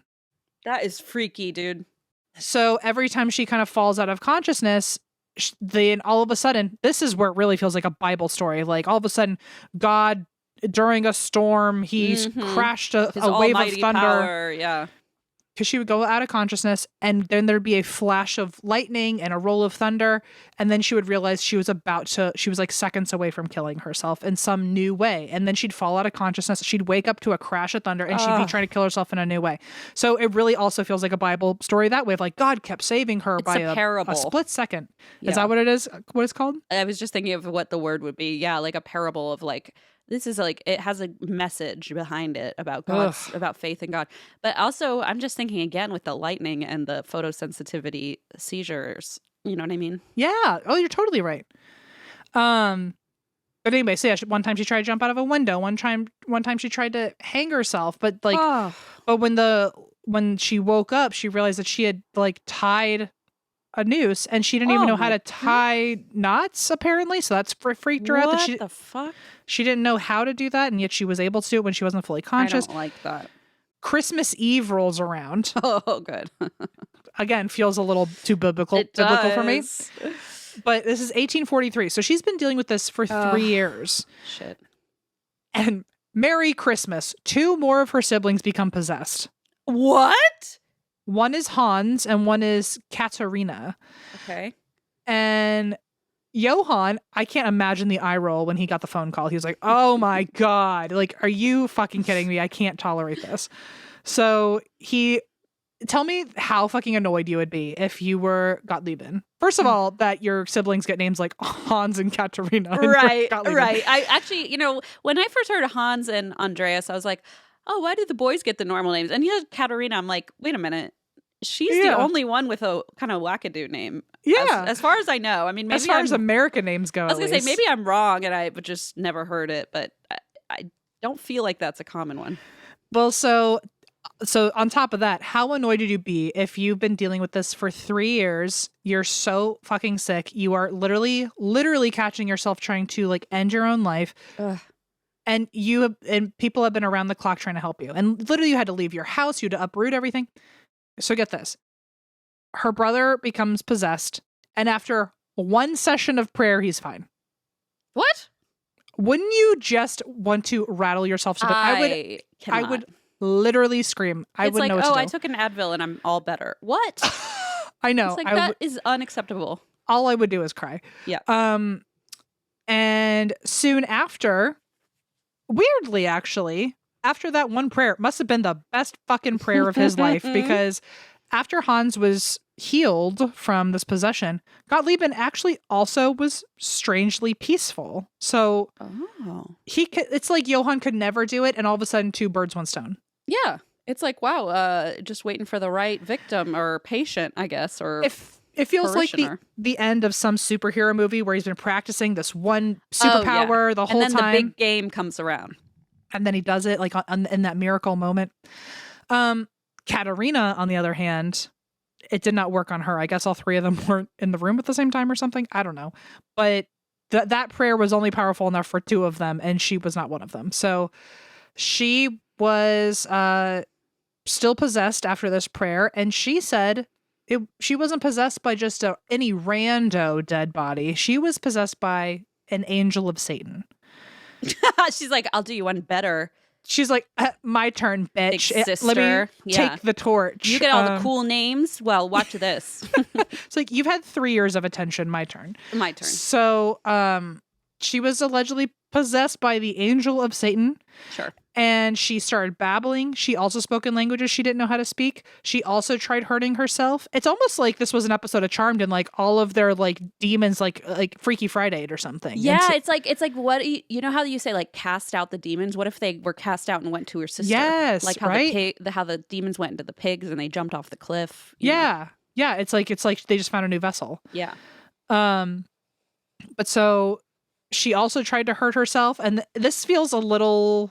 I know this is like this would be a serious topic, and but I'm imagining it kind of like in some sort of Scooby-Doo episode of like she would try to hurt herself, but then others would stop her, and then when they stopped her, she would run after them, so then they would run away, and it just feels like the cartoons are chasing each other like through all the halls, down all the stairs. Yeah. So, but apparently this went on for 4 days, her possession, and it was also literally around the clock. They would try to stop her from hurting herself, but then the second that happened, she would just chase after them, and then they would tag team, and like it was. I just imagine it was just like the relay race, chaos, the relay race of like a century. So the difference between her and Gottliebin, though, is that Gottliebin was chronically ill and incredibly weak, but Katerina was strong, so she was fucking them up. Oh no, I hadn't thought of that. Like she was actually chasing them around the house, and she was, if they stopped her from doing what she wanted to do, she would turn on them. And so that being said, in moments of clarity, she would cry and say she couldn't control herself and she didn't know what was going on. And when the demon would speak through her, it would say, I'm not one of them easy spirits that can just be cast away like the others. If you really want me gone, God better do his worst. Oh, so okay. It was like a challenge to like Johann of everything you did up until now. That was child's play until. Yes, I see. So basically it was like a massive threat of like, I'm here to stay and it's going to be worse than you could have ever imagined. The possession, though, only lasts 4 days. On the final night, it was at 2 a.m. when Katerina is howling so loud that everyone in the neighborhood could hear her. She arched her back and repeatedly screamed, Jesus is the victor, in a voice that was completely inhuman. But after that, her body relaxed and the demons seemed to leave. And the demons did not return to the Dittus household after that. Oh my God, that was it? That was it. Like, it was just like one for the drama, you know? It was like, I'll be the last one to stay. Summer we all had a couple years ago? Can you imagine it was being the that neighbors? one holiday break. Yeah. Yeah. Like, remember when everybody got like that weird food poisoning and everyone just like went a little nuts that one summer? You know, it feels like such a fever dream. I can't imagine like all of them, you know, they have a photo album and they just kind of quickly skim over a few of the pages. Oh, yeah, that one's really short. They're like, we don't talk about that era. We don't like to remember that time. We didn't take a lot of pictures then. In the following months, Katerina did also suffer some seizures, but they over time stopped on their own. But it is interesting that if we're like pretending that it's like a Freaky Friday situation, or like if the spirits just transferred themselves to a different vessel, I wonder if they took some of like Gottliebin's issues with them. Like there was like maybe some residue, and that's why she ended up also having seizures after this. Like, oh, you know what I mean? I don't know how to describe it. It's interesting that all of a sudden she now had some of Gottliebin's symptoms. Interesting. I mean, it could also be genetic. Like maybe they had a genetic seizure disorder in the family and she was growing older, the younger sister, and started. That's true. But it sounds symptoms. Like that's true. It sounds like I see what you're saying. Like maybe she hit the age that Gottliebin was once at. And now, like the seizures started and maybe like it kind of escalate. I don't know. Or they both also would have hit the same age range when like mental illness starts to present. So it could have been that too. Yeah. Anyway, I don't know what it means. It was just interesting timing, and it sounded like she'd never dealt with a seizure before. So they really jotted that one down. And as for some paper. On fucking paper, finally. All of a sudden, they got reams and reams. Wow, it's like they can jot everything down all of a sudden. So as for Gottliebin, Johann wrote that she... Oh, yeah, yikes. As for her, Johann wrote later on that after she was relieved of all these spirits, her disabilities totally vanished. And including the limb difference in her legs. Her leg just don't believe grew. That. I know. Yeah. So that one's pretty damaging. But she later on in life worked for Johann and nannied his kids. She managed the church with him.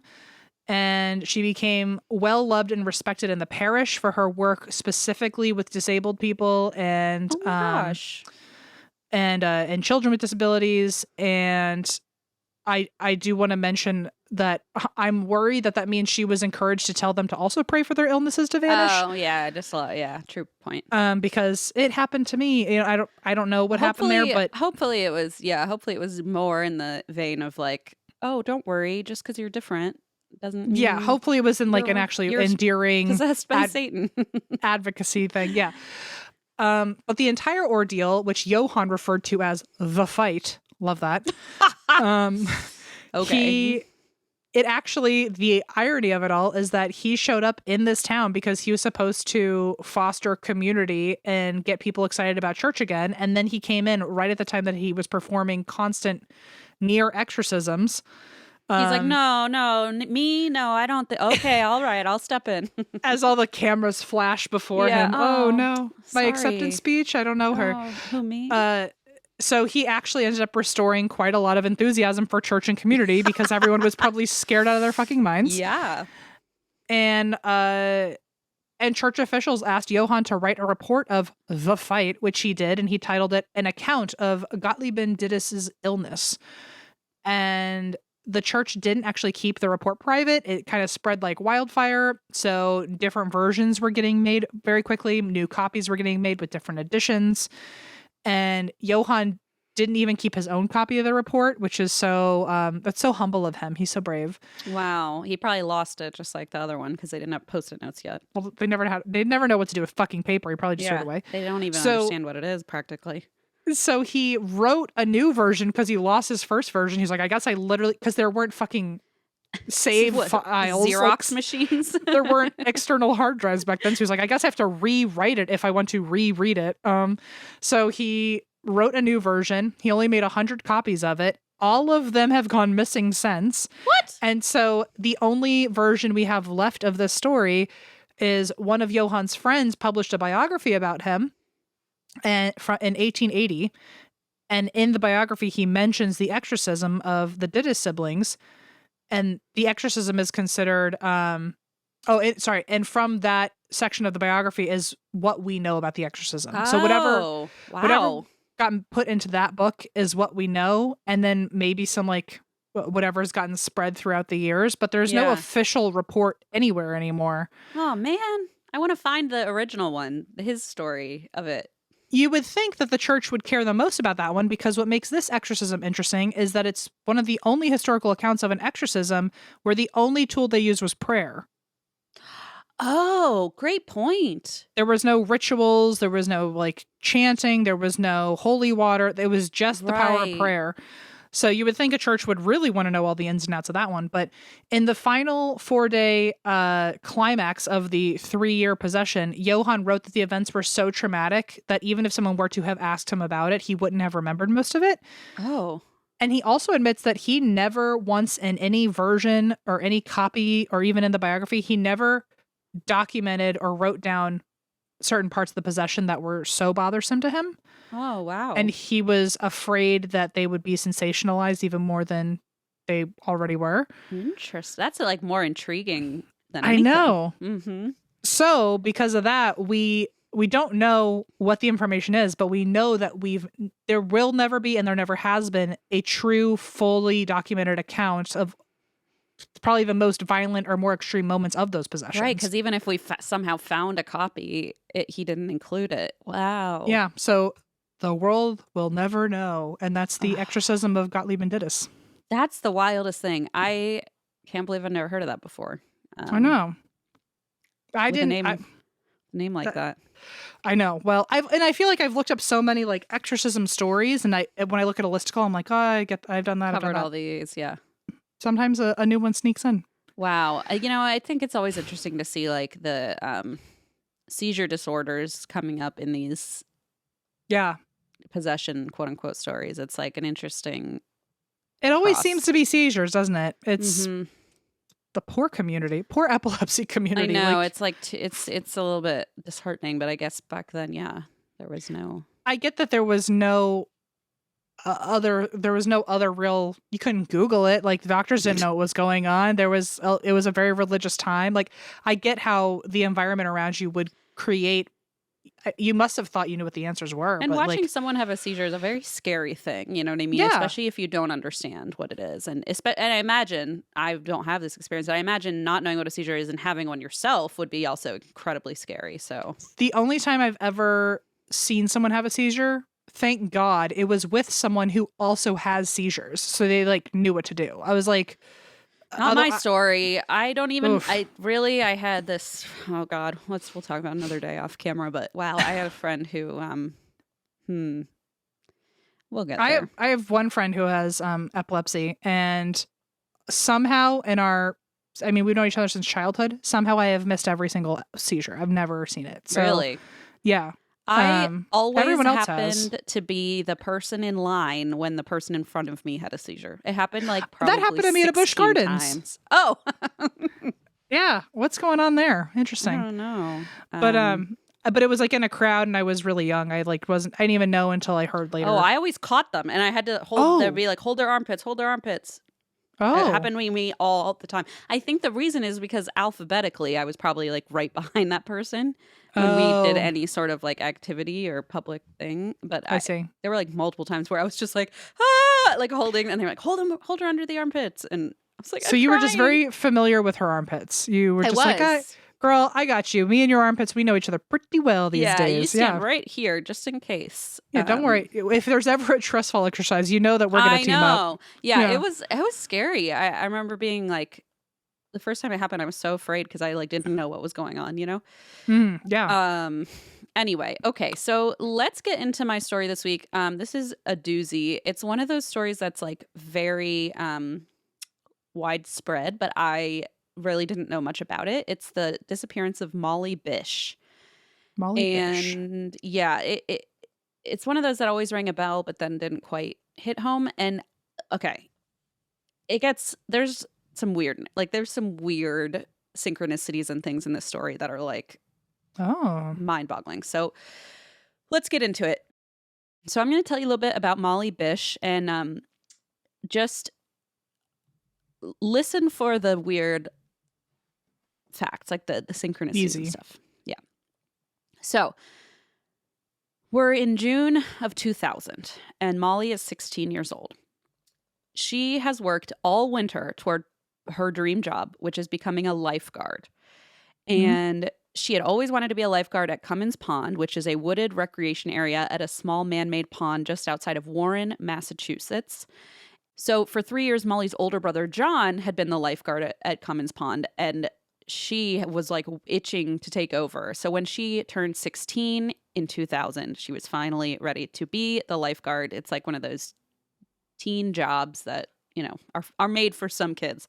Never was for me, but I know what you're saying. Certainly not me either. Really not built for that kind of a gig. No. But for what it's worth, Molly was like very, very dedicated to this, even as a 16-year-old. So Warren, Massachusetts, it was a small town, or it is a small town. It's 70 miles outside of Boston. At the time was home to just 4,700 people. And Molly's father, John, was a probation officer. Her mother, Maggie, was an elementary school teacher. Her older sister described them as like very middle class and just like very happy little family.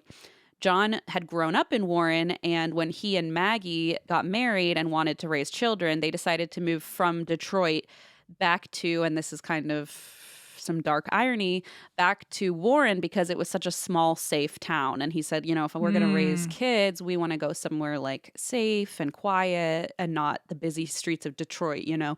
And so they moved to Warren, where he grew up, looking for that kind of idyllic, like small town life. And they did have it for a while. Molly grew up extremely close with both of her siblings. She had this brother I mentioned, John, and her sister's name is Heather. And they were very, very close. You know, they did everything together. The family themselves were very well liked and respected, very classic middle class family on the East Coast. Molly and John both played soccer. They often went to each other's games just to support their other sibling. And Molly was the baby of the family. She was very outgoing, very kind, and she made the honor roll every semester, was popular at school, was very athletic. She was on the high school soccer, softball, and basketball teams, and she was very determined. And so when she decided, I want to take over for my brother at Cummins Pond as the summer lifeguard, she was like, I'm going to do it. And I just want to point out, too, that this is a lake. It's not a pool, right? And so it's a different kind of training for lifeguarding. Right. It's also, fun fact, not a pond. It's a lake. I guess it maybe is a pond technically, because it is called Cummins Pond. I don't know the difference between a pond and a lake. I probably misspoke. Pond versus a lake. Thank God I have my my AI here to help me look it up. Ponds are shallower than lakes. I mean, I feel like we all know that. I feel like that's the only difference. It's not helpful. Hang on. Okay. They're typically smaller than lakes, but there are no exact guidelines. Some are smaller. Okay, they're smaller. The end. Well, I'm looking up Cummins Pond, and it is a pond. Okay, cool. So okay. That was easy. It is a pond. I'm sorry, I called it a lake. I am clearly mistaken. So anyway, the point is it's dark, murky water, right? Even though it's man-made, it has animals, you know, it's in nature, it's murky, it's dark, it's not like the classic chlorine-filled pool we maybe picture. Sure. And it requires a pretty serious, you know, responsibility, especially for a teenager. If you're watching kids in a pond, you know, it requires I've never understood that when you're like a teenager and your whole thing is, I want to be a lifeguard. It's like, you want to save lives? I don't think so. You just want to look cute in a high chair. You just want to sit all the way up there in your bikini. That's like, what I always said. I know that's mean, but I was. But it's true. It's like you just want to sit in that really cool chair. I get it, but at the same time, like, and as an adult, I'm like, why are all lifeguards teenagers? Like, I understand that, like, there are other children.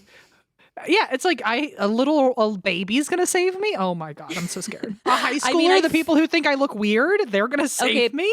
But think about this: when was the last time any adult around you took a CPR course, and when was the last time a lifeguard took a CPR course, even at age 17? Like, they are required to practice all that. That's a great point. That's a good point. I would trust a lifeguard who's just learned CPR, even if they're 16, over just like some rando, you know. And also, you know what? When you're 16, you take your job so seriously because it's like your first one. So maybe you're onto something there. And like maybe there's an element, of like, oh, I have to step up for this, you know.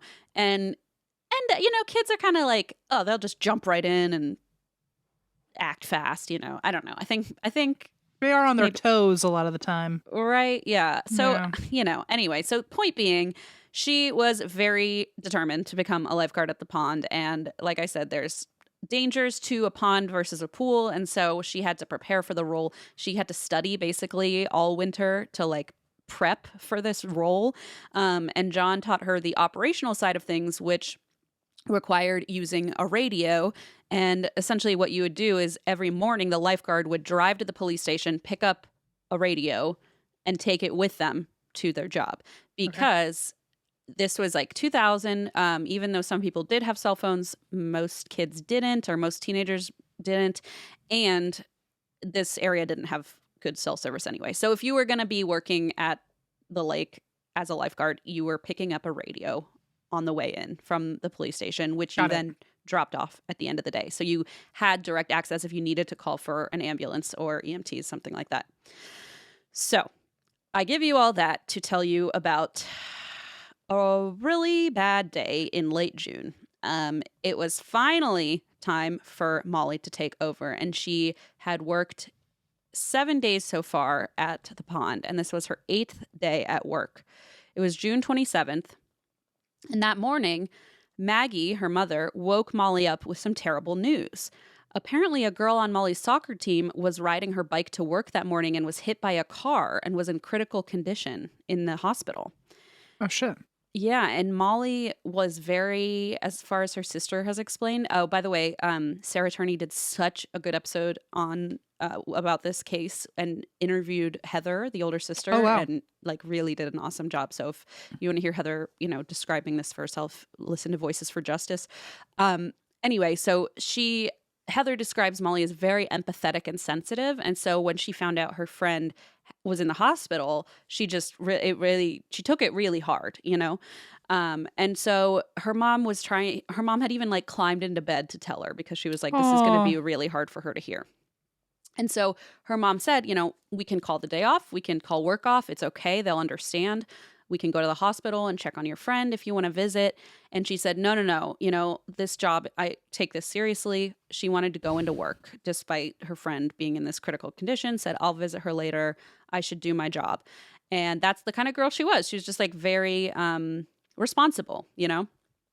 And so she focused. She said, today's the first day of swimming lessons at the pond. So all these families and kids are going to be there. I'm going to need to be in charge, and I can't be calling off work. Right.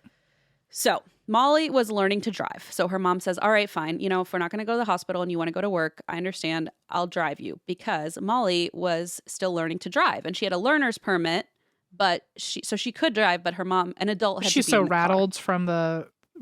Is she like so rattled from her friend being in the hospital that she like doesn't want to drive, or does this matter? She drives. She drives. She does drive. She drives with her mom because she has a learner's permit, so she has to have a grown up in the car. Like she hasn't. She basically drives to the pond with her mom in the passenger seat. Then the mom takes their car back. Essentially, is what it sounds like.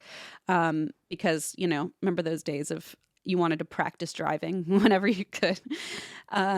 So what they did was. Her mom rode along beside her. They stopped to buy bottles of water on the way, and then to the police station to pick up Molly's radio. So at 10 a.m., Maggie left Molly at the pond for her shift and drove away in the car. And only a few minutes later, parents began arriving for the children's swim lessons. And there was no lifeguard on duty. Uh-oh. They look around. They don't see her anywhere. The pond is empty, just surrounded by the woods. On the beach, they see Molly's lifeguard chair open as if someone had just been sitting there, and her sandals, her flip-flops, are on the ground next to the chair. Oh, wow. Okay, so she did make it to the beach. She made it there. She's already set up at her site, so she left her chair to maybe go to the bathroom or something, and that's what we know. We know that she is not at the chair. Yep, and her sandals, her flip-flops are at the chair. Her lifeguard whistle is wrapped around the arm of the chair, and her first aid kit is also next to the chair, open as if she had been using it to find supplies or looking through it or trying to utilize it in some way. And like I said, her mom drove the car home. So it's not like she hopped in the car real quick, to run out. And according to her sister and multiple other family reports, she hated being barefoot, like outside. Like she was just one of those people that like couldn't handle it. And her sister was like, the second I saw those flip-flops, I felt sick to my stomach. Like there is no way she would have just pieced out barefoot for just like a casual jaunt, and thinking like, oh, maybe she went to the hospital to visit her friend, but it's like not in a bikini with no shoes on. Like that's just not anything she would have done. So even if technically it's like, yeah, she could have wandered off, sure, but her family says no way in hell would she have wandered into the woods barefoot. Like that's just not a thing. Totally makes sense. Yeah, essentially that's what they saw. And like, looking back, of course, hindsight is 2020, but all the parents, like they don't panic. They just think, and they don't know, like she's only been working there for like 7 days. And so they're kind of like, well, she's just a teenager. She just blew off her shift. Like I wouldn't have thought anything of it. Right, I would have been like, she's ditching work. That's what you think. It's a teenager. You're like, whatever. And I imagine that must be hard to grapple with after, because I feel like as a parent, I'd be kind of pissed. I'd be like, I'm bringing my kids here and you can't even have a lifeguard on duty, and it's like, I imagine I'd be like pissed off at this teenager and then finding out later, that's not quite what happened. So they reached out so basically the mom took over and ran the swim class, right? And was like, don't worry, I'll handle it. But afterwards, Molly was still not back. So they reach out to Molly's boss, Ed Fett, and he's at the park, and they tell him there's no lifeguard on duty here. And, they're thinking she's new at this job. She probably just is over it. She went off to visit friends and didn't tell anyone. And so at 11:44 a.m., and remember at 10 a.m. is when she arrived for work and her mom left. And a few minutes later, swim classes started. So now it's 11:44 a.m. Ed, her boss, uses a lifeguard radio to report Molly missing to the local police department. Not in like a super alarmed way, but just like, hey, she's not answering and she's not at the pond. Okay. And the police were like, okay, yeah, she just skipped work. Come on. Like, she's just running around with her friends. Everyone thinks she's just blowing it off so far. Exactly, because she's a teenager. And she has a new boyfriend that she's been dating a few months who lives in the area named Steve. And maybe she ran over to his house. And, they thought, okay, well, maybe in like maybe a kinder approach, she had that kind of traumatic morning. Maybe she was overcome by like the stress of her friend being in critical condition. She could just be having a panic attack in the bathroom. Exactly. Like I did yesterday. We've all been there. Yeah, we've been there. And so they thought, okay, maybe she visited with friends at the hospital, And so the police are kind of like, it's not a big deal. The parents are kind of like, the parents at the pool are like, it's kind of not a big deal. And so just to give you an idea why I'm telling you all this, her parents still don't know that she's not at work. Oh, no. You see, so the parents contact the boss, or not her parents, the parents at the pool, or the lake, pond. God damn it. The parents at the pond contact Molly's boss, say she's not here. There's no lifeguard here. He contacts the police and says, hey, she has your radio, but she's not at the pond. And the police are like, I'm sure it's fine. And that's kind of the end of the road for this moment. So they're kind of like waiting around. They're like, she'll appear. She'll appear, literally. Yeah. She'll appear. But hours go by. And at 1 p.m., 3 hours after Molly's shift started and 1 hour since Ed contacted authorities, finally the police chief calls Molly's mom, Maggie, and says, hey, where's Molly? Which, not the phone call you want to be getting as a parent from the chief of police. No. At least, at the very least, she knows, well, I dropped her off. It's not like she's in a car wreck or something. Oh, but true point. Yeah. You hope that like, oh, maybe she like saw her friends at the pond and she just kind of wandered away to talk to them. Yeah, one of the theories was like, even though she was so responsible, maybe the friends were just like, come on, come with us, skip work, but a classic teen movie. Exactly, bad influences, that kind of thing. But so finally at 1 p.m., and this is 3 hours, so Maggie's just been living her life for 3 hours, not realizing that her daughter is just fucking vanished. And so they call and say, where's Molly? And she says, well, she's working at the pond. She's lifeguarding today. And he says, no, she's not. And she, in fact, has not been there for 3 hours. Oh my God. And Maggie's like, what? So she calls Molly's sister, Heather, her older sister, and immediately Heather and Maggie are like, something is wrong. This is not, like, she was insistent on going to work today despite her friend being in the hospital. She's very responsible. She would never leave her shoes at the chair, all this stuff. You know, they just know. They know something's wrong. Maggie insists to the police again and again Molly would never abandon her lifeguard post. This is not normal. Something bad has happened. But they're just kind of brushing it off. So Heather takes matters, this is the older sister, into her own hands. But I think at this point, she said she was 23 when her sister vanished and her brother was 19. So just to give you an idea. And Molly was 16. So Heather goes and starts knocking on doors of Molly's friends' houses. And every time someone answers, they say, oh, we haven't seen her. Nope, she's not here. She goes to Molly's boyfriend, Steve, who literally just woke up when she comes and knocks on the door. And he's like, I have also not seen her. So Heather takes Steve, the boyfriend, and they drive back to Cummins Pond to meet Maggie and the police. And when Heather sees Molly's shoes and her belongings on the beach, Maggie goes into complete panic. It really like upset the family because going barefoot again in a bathing suit to the hospital to visit your friend is just not a thing that would have happened.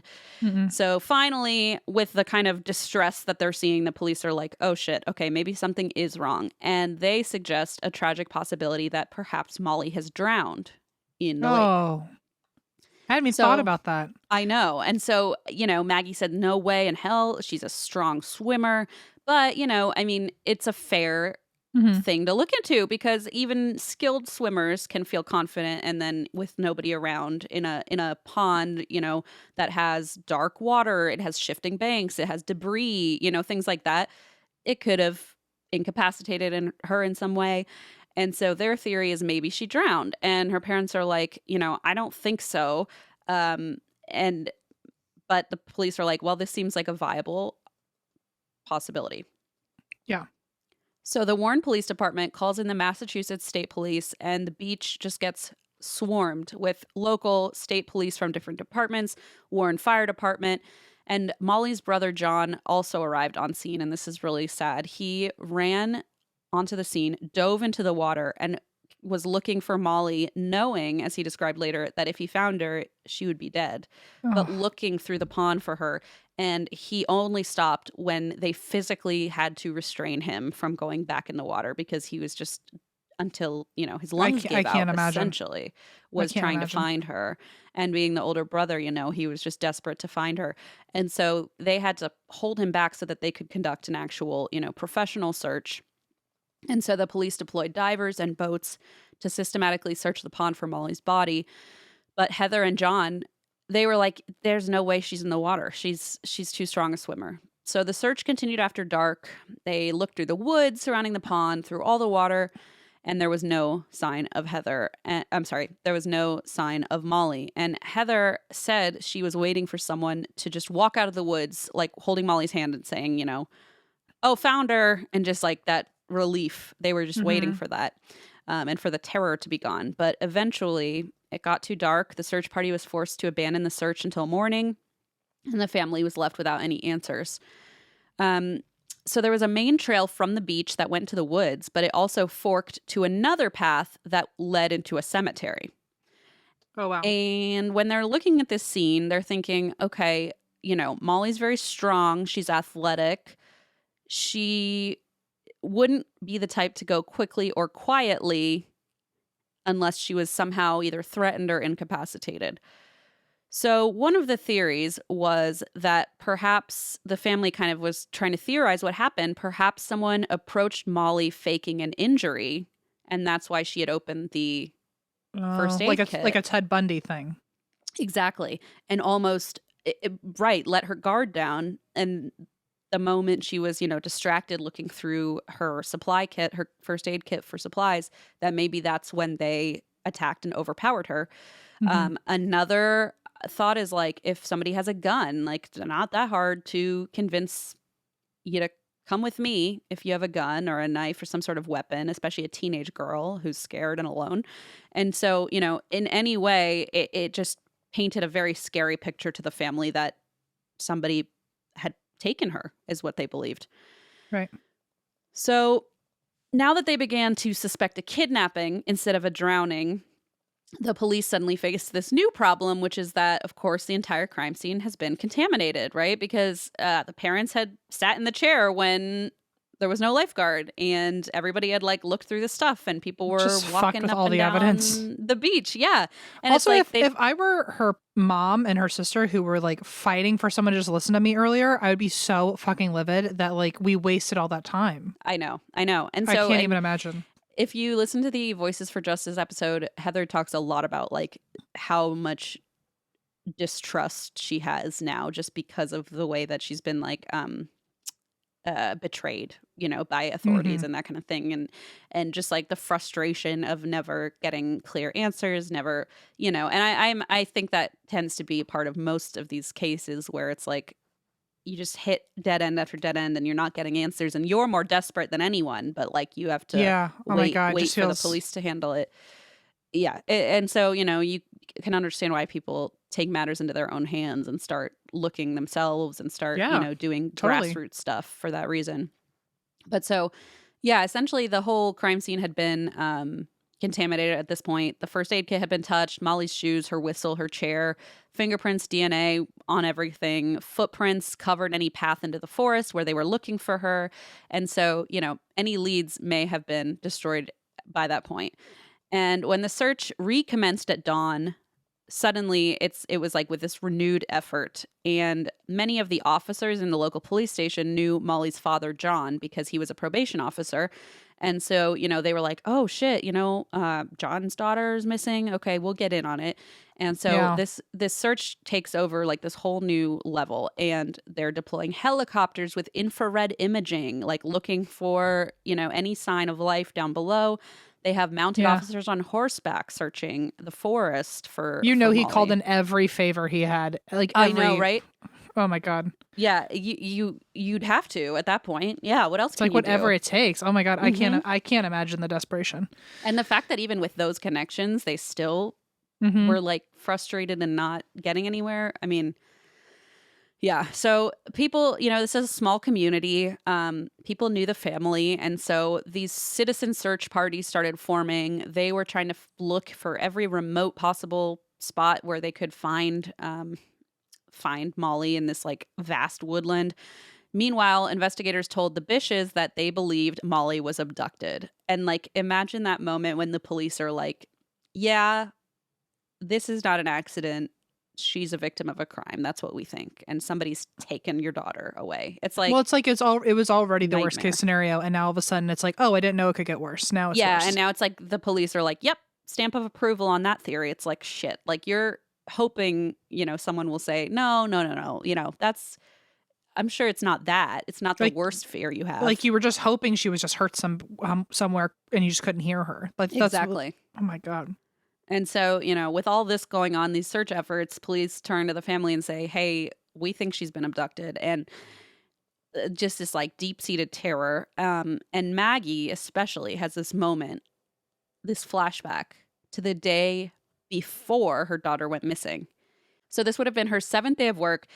As usual, as the routine had become, Maggie would arrive with Molly. This was the morning of the 26th, so the day before. And as Molly was setting up for the day, Maggie, her mom, noticed a man in a white sedan parked at the pond smoking a cigarette. And she noticed that this man was just watching Molly intently. And Maggie had that like gut instinct of this is not a good situation. And so instead of driving away, she stayed and apparently was looking at this guy like, what do you want, creep, And apparently he looked back at her and just stared right back at her like a like tried to mean mug her, I've had that happen before. It's very unsettling. It's unsettling because you expect the human nature of like, oh, should I have been caught staring? But like, somebody leans into it's like an asserting dominance thing. Yes. And it's like, oh, I know that I know, it's ooh. And so she's watching this guy, like this creeper, staring at her daughter. And she's like, I don't think so. And so she gets back out of her car and she stays with Molly while Molly gets ready for work. And she expresses her concern. But Molly does that classic teenage thing of like, oh, Mom, you're so embarrassing. There's like It's probably just a fisherman, and like there's always guys alone here like coming to fish and stuff. Stop being weird and making a scene, that kind of usual, just like, mom, you're embarrassing me, this is my new job, like I'm not a little kid, and so Maggie was like, okay, you know what, I'm being overly worried, I'll let you be, this is your job and your responsibility. She instead decides to sit in the car and kind of just pretend to be busy so she can watch the scene, right? Like she has enough instinct here to be like, I don't trust this guy. So she stays and watches and waits. And finally, the guy finishes his cigarette and drives away. And she's like, oh, phew, okay. And that's when she goes home. The next day, the whole hullabaloo happens. Molly vanishes. And then shortly thereafter, when police say, hey, we think maybe somebody abducted her, it's like Maggie has this sudden flashback of the day before Molly vanished, of this man, and she thinks, oh shit, maybe she he knows. came back for her. Yeah. That's so weird that she had a mother's intuition. It almost feels like a mother's clairvoyance of like, I already know that this person's going to rock my world in like the worst way. And the fact, I have chills. The fact that he just stared her down too. Yeah. It's just almost chilling. I feel like it would eat me alive being like, was me staring him down the reason why he did something to my daughter? Like, not that it was her fault, but I would spiral and be like, did he feel challenged? Well, and I mean, like I'm he sure did there's something. so much of like, oh man, I should have like, trusted my gut. But she did. She waited until he was no longer in sight and no longer a danger. And so I imagine there's a lot of just like, what if, which I feel like would probably eat you alive. Totally. I would have been like, I should have said something to him, or I should have told her, I should have been more insistent that she, anything. Yeah, I totally get it. And like, as you said, it's absolutely not her fault in any way, but it's that feeling where you're like, oh man, I was so close. And maybe I had an answer, and so she tells police immediately about this guy. And I mean, the good news, I guess, at the time is that because he had stared her down, she had a very, very good understanding of what this guy looked like. And so she worked with the police to create a composite sketch of a middle-aged man. Apparently, she spent hours doing this sketch, like 8 hours, I think, with the sketch artist to get like the exact right face. And so they created this composite sketch of a middle-aged man with salt and pepper hair, brown eyes, and a mustache. And other residents saw the picture, saw the drawing, and said, yep, I saw that guy too. And they saw him driving a white vehicle. Cemetery employees had also seen a white car in the days prior to Molly's disappearance, parked in the cemetery. So soon tips are pouring in from all over the country.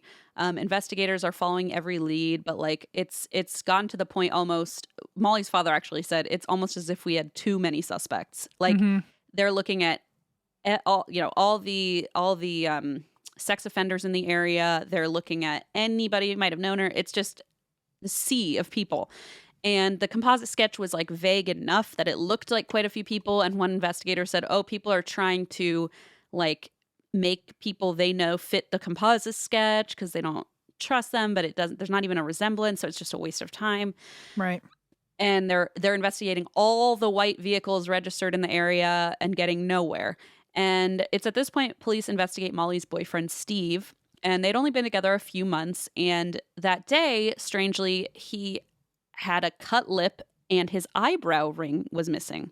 Oh. And when police asked about those injuries, he told police he had hit his face on his bedroom door and cut his lip getting out of bed that morning. But some of Steve's friends told police allegedly that his story had changed and that he had previously claimed it was a cold sore and not like a cut. So Steve also didn't participate in the on-the-ground searches for Molly while her friends searched with Steve's friends. And police found that suspicious, but Molly's brother and actually Molly's whole family disagreed. And they still to this day like stand behind Steve's innocence and say he had nothing to do with this. Yeah. Apparently he had come from what they called a very troubled home. And had a very, very hard life, like a relatively hard childhood. And then when police suspicion, went straight to him, he didn't have the support system of parents that were like ready to vouch for him and all that. And so Heather has actually explained that she thinks he's one of the victims of this whole incident because of the way he was treated. Wow.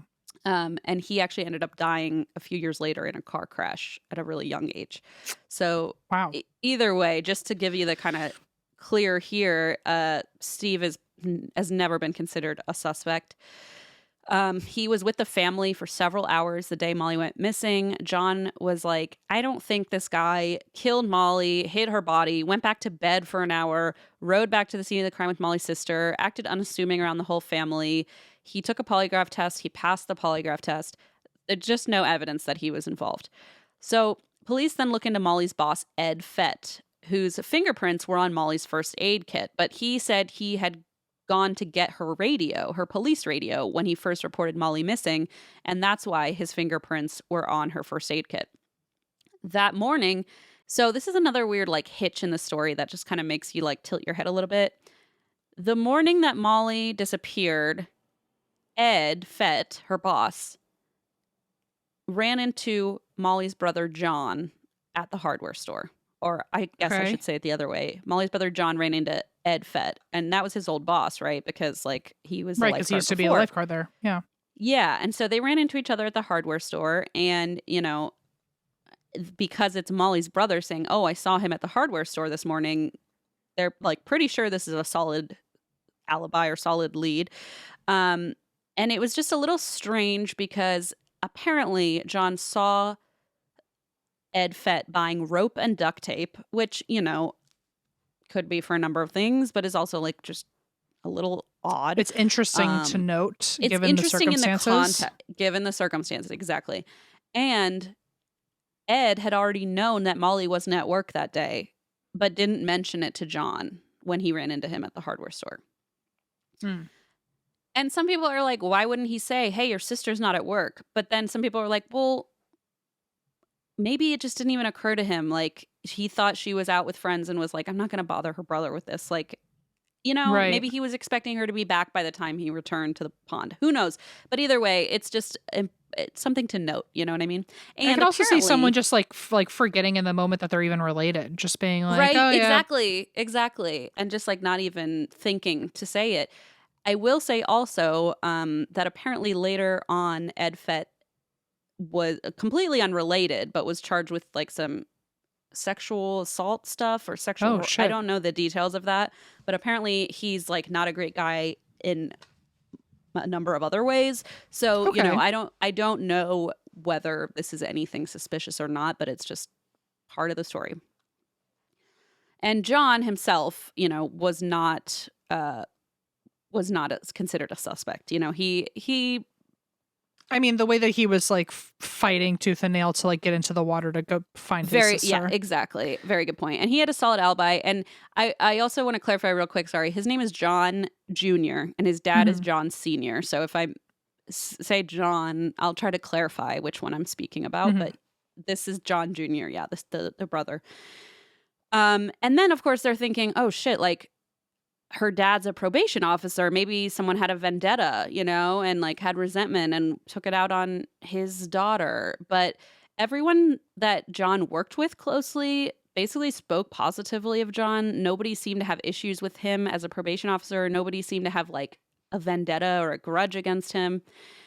And here's where things get just chilling. Okay. So this, unfortunately, was not the first vanishing, not the first disappearance of a girl in this area.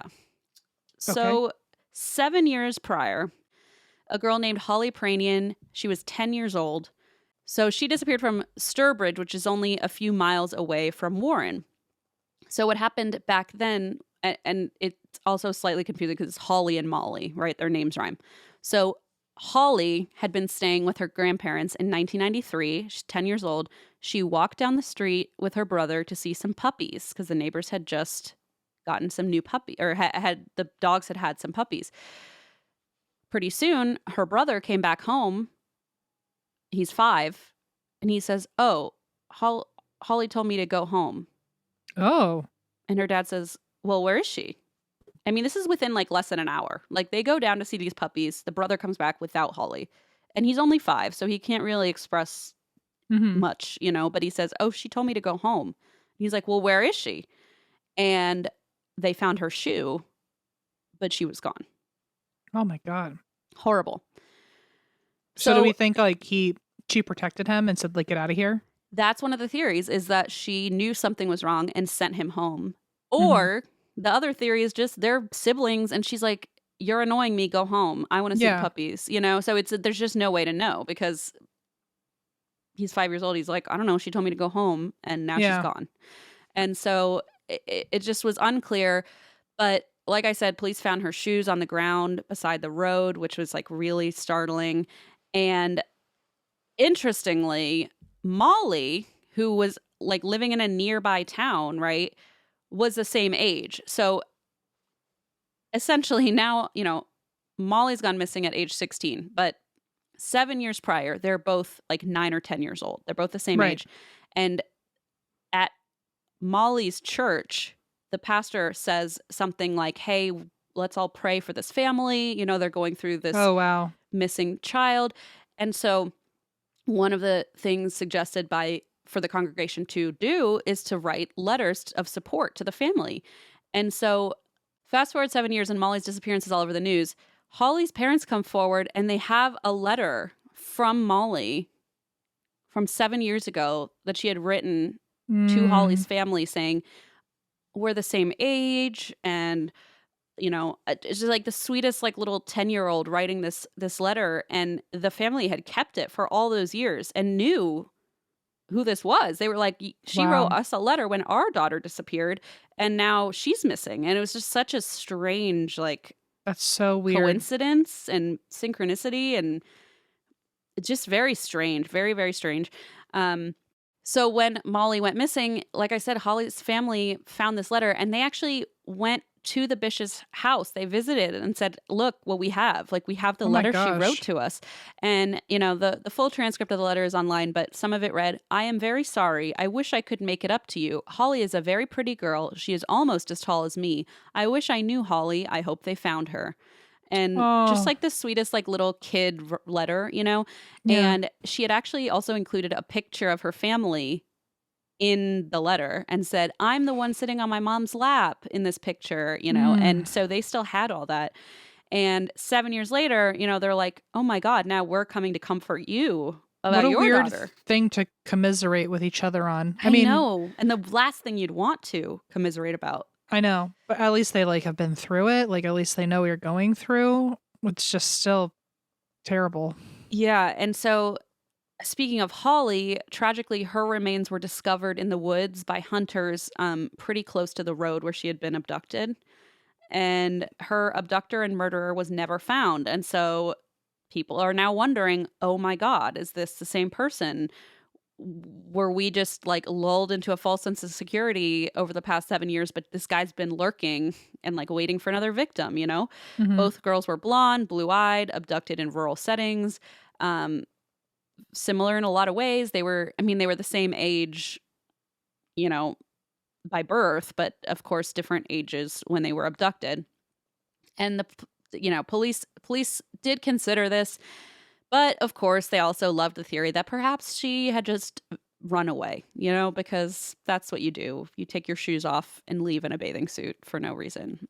And sure. You leave everything at home. That makes sense. She had checks that had never been cashed at home. Like, what teenager would leave money at home? You know, it just doesn't make any sense. But either way, state police are following every lead they can. You know, there's just dead end. And months go by. And finally, the state police packs up and goes back to their own main offices and says, okay, we'll work on it from our offices. And that's kind of where the Bishes felt like, oh, we've been left behind. Like, they're moving on. They have more pressing matters to deal with, you know, and now we're left like bereft with no answers. And months essentially turned into years. And they tried their best to survive in Molly's absence, but there's just like this constant grief and fear, you know, especially with no answers. The way Maggie described it, she said they were living halfway between hell and hope. And so it's like the hope that keeps you going, but then you're just like crushed over and over and over again, you know? So in 2003, a hunter reported something. This was like kind of the first break they had in a while. A hunter reported something he had seen in the woods months earlier that seemed like nothing at the time, but now he was like, wait a minute, this feels suspicious. He had seen a piece of clothing abandoned in the woods about 5 miles from Cummins Pond in Palmer, Massachusetts. And investigators hiked back to the spot and were surprised that this cloth was still there. And it was actually a blue piece of a bathing suit. And it was the same color as the one Molly had been wearing when she vanished. So police launched the largest search in Massachusetts history. Wow. 180 officers, some still in training, conducted a shoulder-to-shoulder grid search of 500 acres of woodland here. Holy shit. And as they're scouring the forest, day by day, they get the DNA evidence back from the bathing suit, and it did, in fact, belong to Molly. So this is a piece of her bathing suit they found 5 miles from the pond in the woods. When Maggie Bish received the news, she fell to her knees and began to weep. John Jr. said it was strange to both like have that kind of two-sided coin of like, we hope it's Molly. We hope it's not Molly's because like we don't want, it's not a good sign, right? To find pieces. But you also want answers. Yeah. But you also want to know. And like they want closure. So it's that weird in between. And pretty soon the searchers, begin to find more answers. They discover a human bone and then 26 more bones. And as this is being reported to the family, Heather described it as an eternal nightmare, waiting to see if these remains were in fact her sister. And yes, after DNA evidence was tested, it did confirm that the remains belonged to Molly. And so, now they knew that something terrible had happened to her. She was, in fact, deceased, and the Bishes released a public statement through a family friend, which said, at this time, the Bish family would like to thank everyone for their prayers and continued support throughout these 3 years. Molly has come home. And so on August 2nd, 2003, which would have been her 20th birthday, they laid her to rest. They put the bones in a child-sized coffin that was then placed in a larger adult coffin, and they buried it with a Tigger stuffed animal, her prom dress, and a lot of letters and photos and notes from loved ones and friends and family. And, very, very, very sad day, but her family was finally able to get a little bit of closure. So the Bishes hired an ex-police chief and private investigator named Tom Shamshak to continue the investigation of Molly's murder. And like I mentioned, in 2008, Steve Lucas died in a car accident, but he was never considered, this was the boyfriend, and he was never actually considered, a suspect in the case. In February 2008, a man in his 60s named Rodney Stanger was arrested in Florida. Now, stay with me because this is quite a leap, right? You're thinking like, oh, Massachusetts to Florida is not like, there's no obvious connection. But this guy in February 2008, he's in his 60s. His name is Rodney Stanger. He's arrested in Florida for the murder of his girlfriend, Crystal Morrison. Okay. And someone from Florida calls the Massachusetts District Attorney's Office claiming that this man, Rodney Stanger, who was just arrested, was connected to Molly's abduction and killing. And police are like, how and why? And the caller said, I spoke to Rodney's girlfriend who had just been killed, right? Crystal. Right. And she had spoken of Molly as if she and Rodney had known Molly before she was killed. Oh, shit.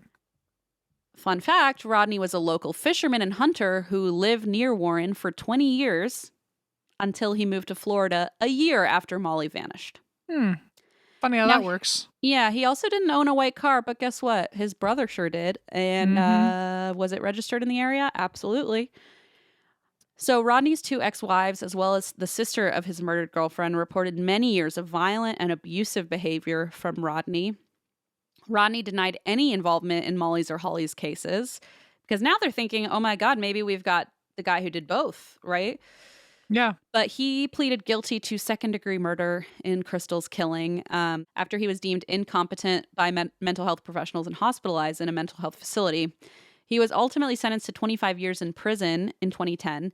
And in the following years, like not much movement has happened. And I know Heather has talked about like how frustrating it is that they have this guy who's like such a good fit, right? And I also want to just show you real quick. Hold on. I'm going to pull up the composite sketch.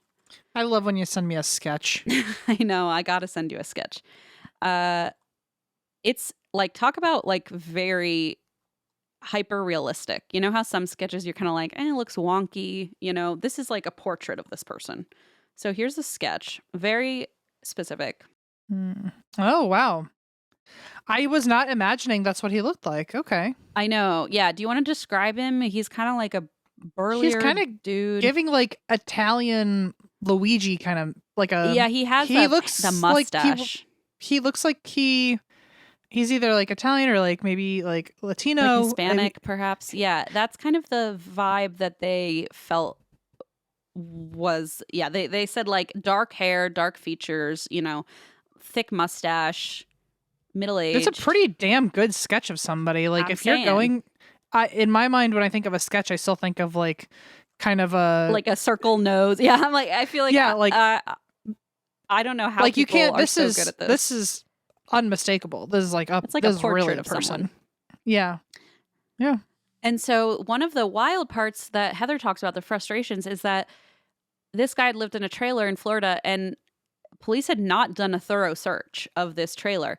And apparently at one point, like Fox News, like local Fox News station or something, went and like did their own on the ground investigation. We're like, we're going to look at the trailer. And I guess the police got involved at that point. And they found in this trailer, which now is compromised because the randos are going in to search it. So it's like, well, shit, now it's not necessarily like concrete evidence. They found like an old hunting license. I'm going to see if I can find the photo. And I tell you what, the photo, man. Pretty damn accurate. I'm just saying. Here's the two pictures. I guess here's them. Here's all three. There were two composite sketches drawn. It definitely looks more like the one on the left. Oh, wow. But like he looks pretty damn the mustache, the hair parted in the same spot. Just looks like it could be him. Very unsettling.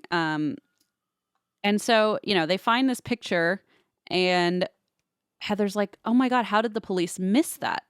Point being, you know, this is just very, it lines up, right? But Heather's frustrated because nothing has really moved, you know, ever since. And in the following years, several other persons of interest have been identified, including a convicted rapist named Frank Sumner, who worked in auto shops in the area and definitely had access to a white car the day Molly was murdered.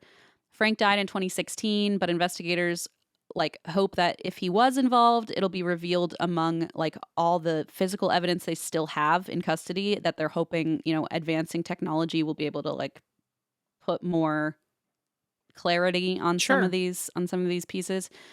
So this past June of 2024 was 24 years since Molly's murder. And NBC 10 Boston spoke with police who said they were approaching Molly's case with new forensics techniques, which have advanced, of course, in the decades since Molly's death. I mean, 2000 to us probably doesn't feel that long ago, but it's, you know, going on a quarter of a century. I know. It's crazy. Okay, like relax. Okay. Sorry. No, but to hurt your feelings again, but it's true, unfortunately. But yeah, things are, you know, advancing. And so with that comes some science, you know, and hopefully more tools to close some of these cases. Like, I mean, I listened to the Morbid episode on this podcast or on this story too, and they talked about like, think about it, like Somerton Man was identified, like Lady of the Dunes. I mean, this shit is like, just because, you know, 2000 in that context is not too old to be solved. If the Somerton Man can be identified, like we can hopefully find answers for a case like this where there is still quite a bit of evidence to test, you know, and DNA. And Heather, Molly's sister, has been, at least as of 2020, has been working on this kind of familial DNA bill in Massachusetts, which would allow, I don't want to like misspeak here. It's a little over my head, but I guess would allow investigators to link like family members, kind of like how they found the Golden State Killer, by linking like a family tree. It's some sort of familial genealogy, Nice. DNA access. So, that I don't know if that bill went through or not. This was a couple of years ago. But in any case, police have said they will use new processes to collect DNA from Molly's bathing suit, along with other items Molly had that day, even soil samples, and maybe DNA evidence can lead them to the killer. But they said they generally wouldn't publicly name a person of interest, but they had received such solid leads regarding this Frank character that they hoped bringing it to public attention would encourage someone else who maybe knew Frank to provide more information, especially because he's passed away. And it would be helpful to know somebody who knew him when he was alive. Heather said, "I miss my sister. It never ends. I don't look at the world the same way." In the wake of Molly's death, the Bishes worked to keep her legacy alive. Maggie and John began the Molly Bish Foundation, which works to distribute child identification booklets, because apparently Heather explained one of the things that happened was they said, we need a photo of Heather to post, on flyers and to share with the media. And they had to like scrounge up a recent picture, and it's like on some digital camera somewhere. But what they're trying to promote is, make sure you have this information readily available just in case, just be prepared, be aware. Apparently having a recent photo of a missing child is like a current photo is much more effective, obviously, understandably, in getting them returned home safely. And so that's like one big tool that they're always pushing, to have these kind of clear photos on hand. So you can give them straight to investigators if anything goes wrong. And they had not had this clear photo of Molly when she vanished, and they wish they had. So now they're really pushing for that. They also helped pass a law that established the Amber Alert system in Massachusetts. And Heather says, recently, well, not recently anymore, but a few years ago, there was a girl who was an Amber Alert went out and she was returned home safely. And Heather called her mom and said, "That's because of you. Like, that girl was returned home safely because of you." Wow. And the work that you did. And so, they're really still trying to, even though they can't change what happened to Molly, they're hoping at least moving forward they can, make changes in other people's lives. And it sounds like they really have countless times. But Maggie, Molly's mom, says she's just grateful that in the 16 years that Molly lived, that they were so close, as close as they could possibly be. She said, "I guess we're lucky that we had such great love," which is just heartbreaking. That's really... It's like that. I mean, not to like, I'm not trying to, minimize it, but it's like that quote, like, that Winnie the Pooh quote of like, how lucky am I to have something that makes saying goodbye so hard? It's just that same idea of like, it just makes it hurt more, but it's like, at least we had each other while we were alive, while she was alive. Mm-hmm. So the family also hopes that Holly's family receives the same answers and justice, because again, Holly had disappeared 7 years prior and they still don't have answers for her case either, and both of their remains were found. So it's kind of like, could be the same person, it could be a different person, but either way, neither family has answers yet. So, they're hoping that they'll find something with advancing technology. But even if the deaths do turn out to be unrelated, of course, the families are still connected. Like you said, they've gone through the same horribly unimaginable, tragic kind of a loss. And the fact that they even have a letter kind of bridging the gap there is just like... And they both have... unbelievable. And it is weird how much they have in common of not only missing, but then finding remains, but then also not knowing if no answers, knowing who the person is. Like, it's very, very, and also like abducted in broad daylight, right? Like just middle of the day, children, blonde-eyed, blue-haired, same area. It's just very weird. It's all very weird. And some people have said like maybe it's the like Rodney Stanger and his brother lived in the area. Maybe they both were, involved in the different cases, theory. Especially because the brother had the white car. But, it sounds like this Fred guy is a really good lead. And, it's hard to say. And I think even just listening to Heather talk about how frustrated she is at not getting any answers, like, I'm not going to know any more than she is, right? So unfortunately, we just kind of have to wait and hope that Molly's family gets some more intel. But yeah, that is the case of Molly Bish, and kind of a slight addressing of Holly Bish's tragic deaths as well. So, do you know if they're still in touch with each other, Holly and Molly's families? I don't know, actually. I don't know.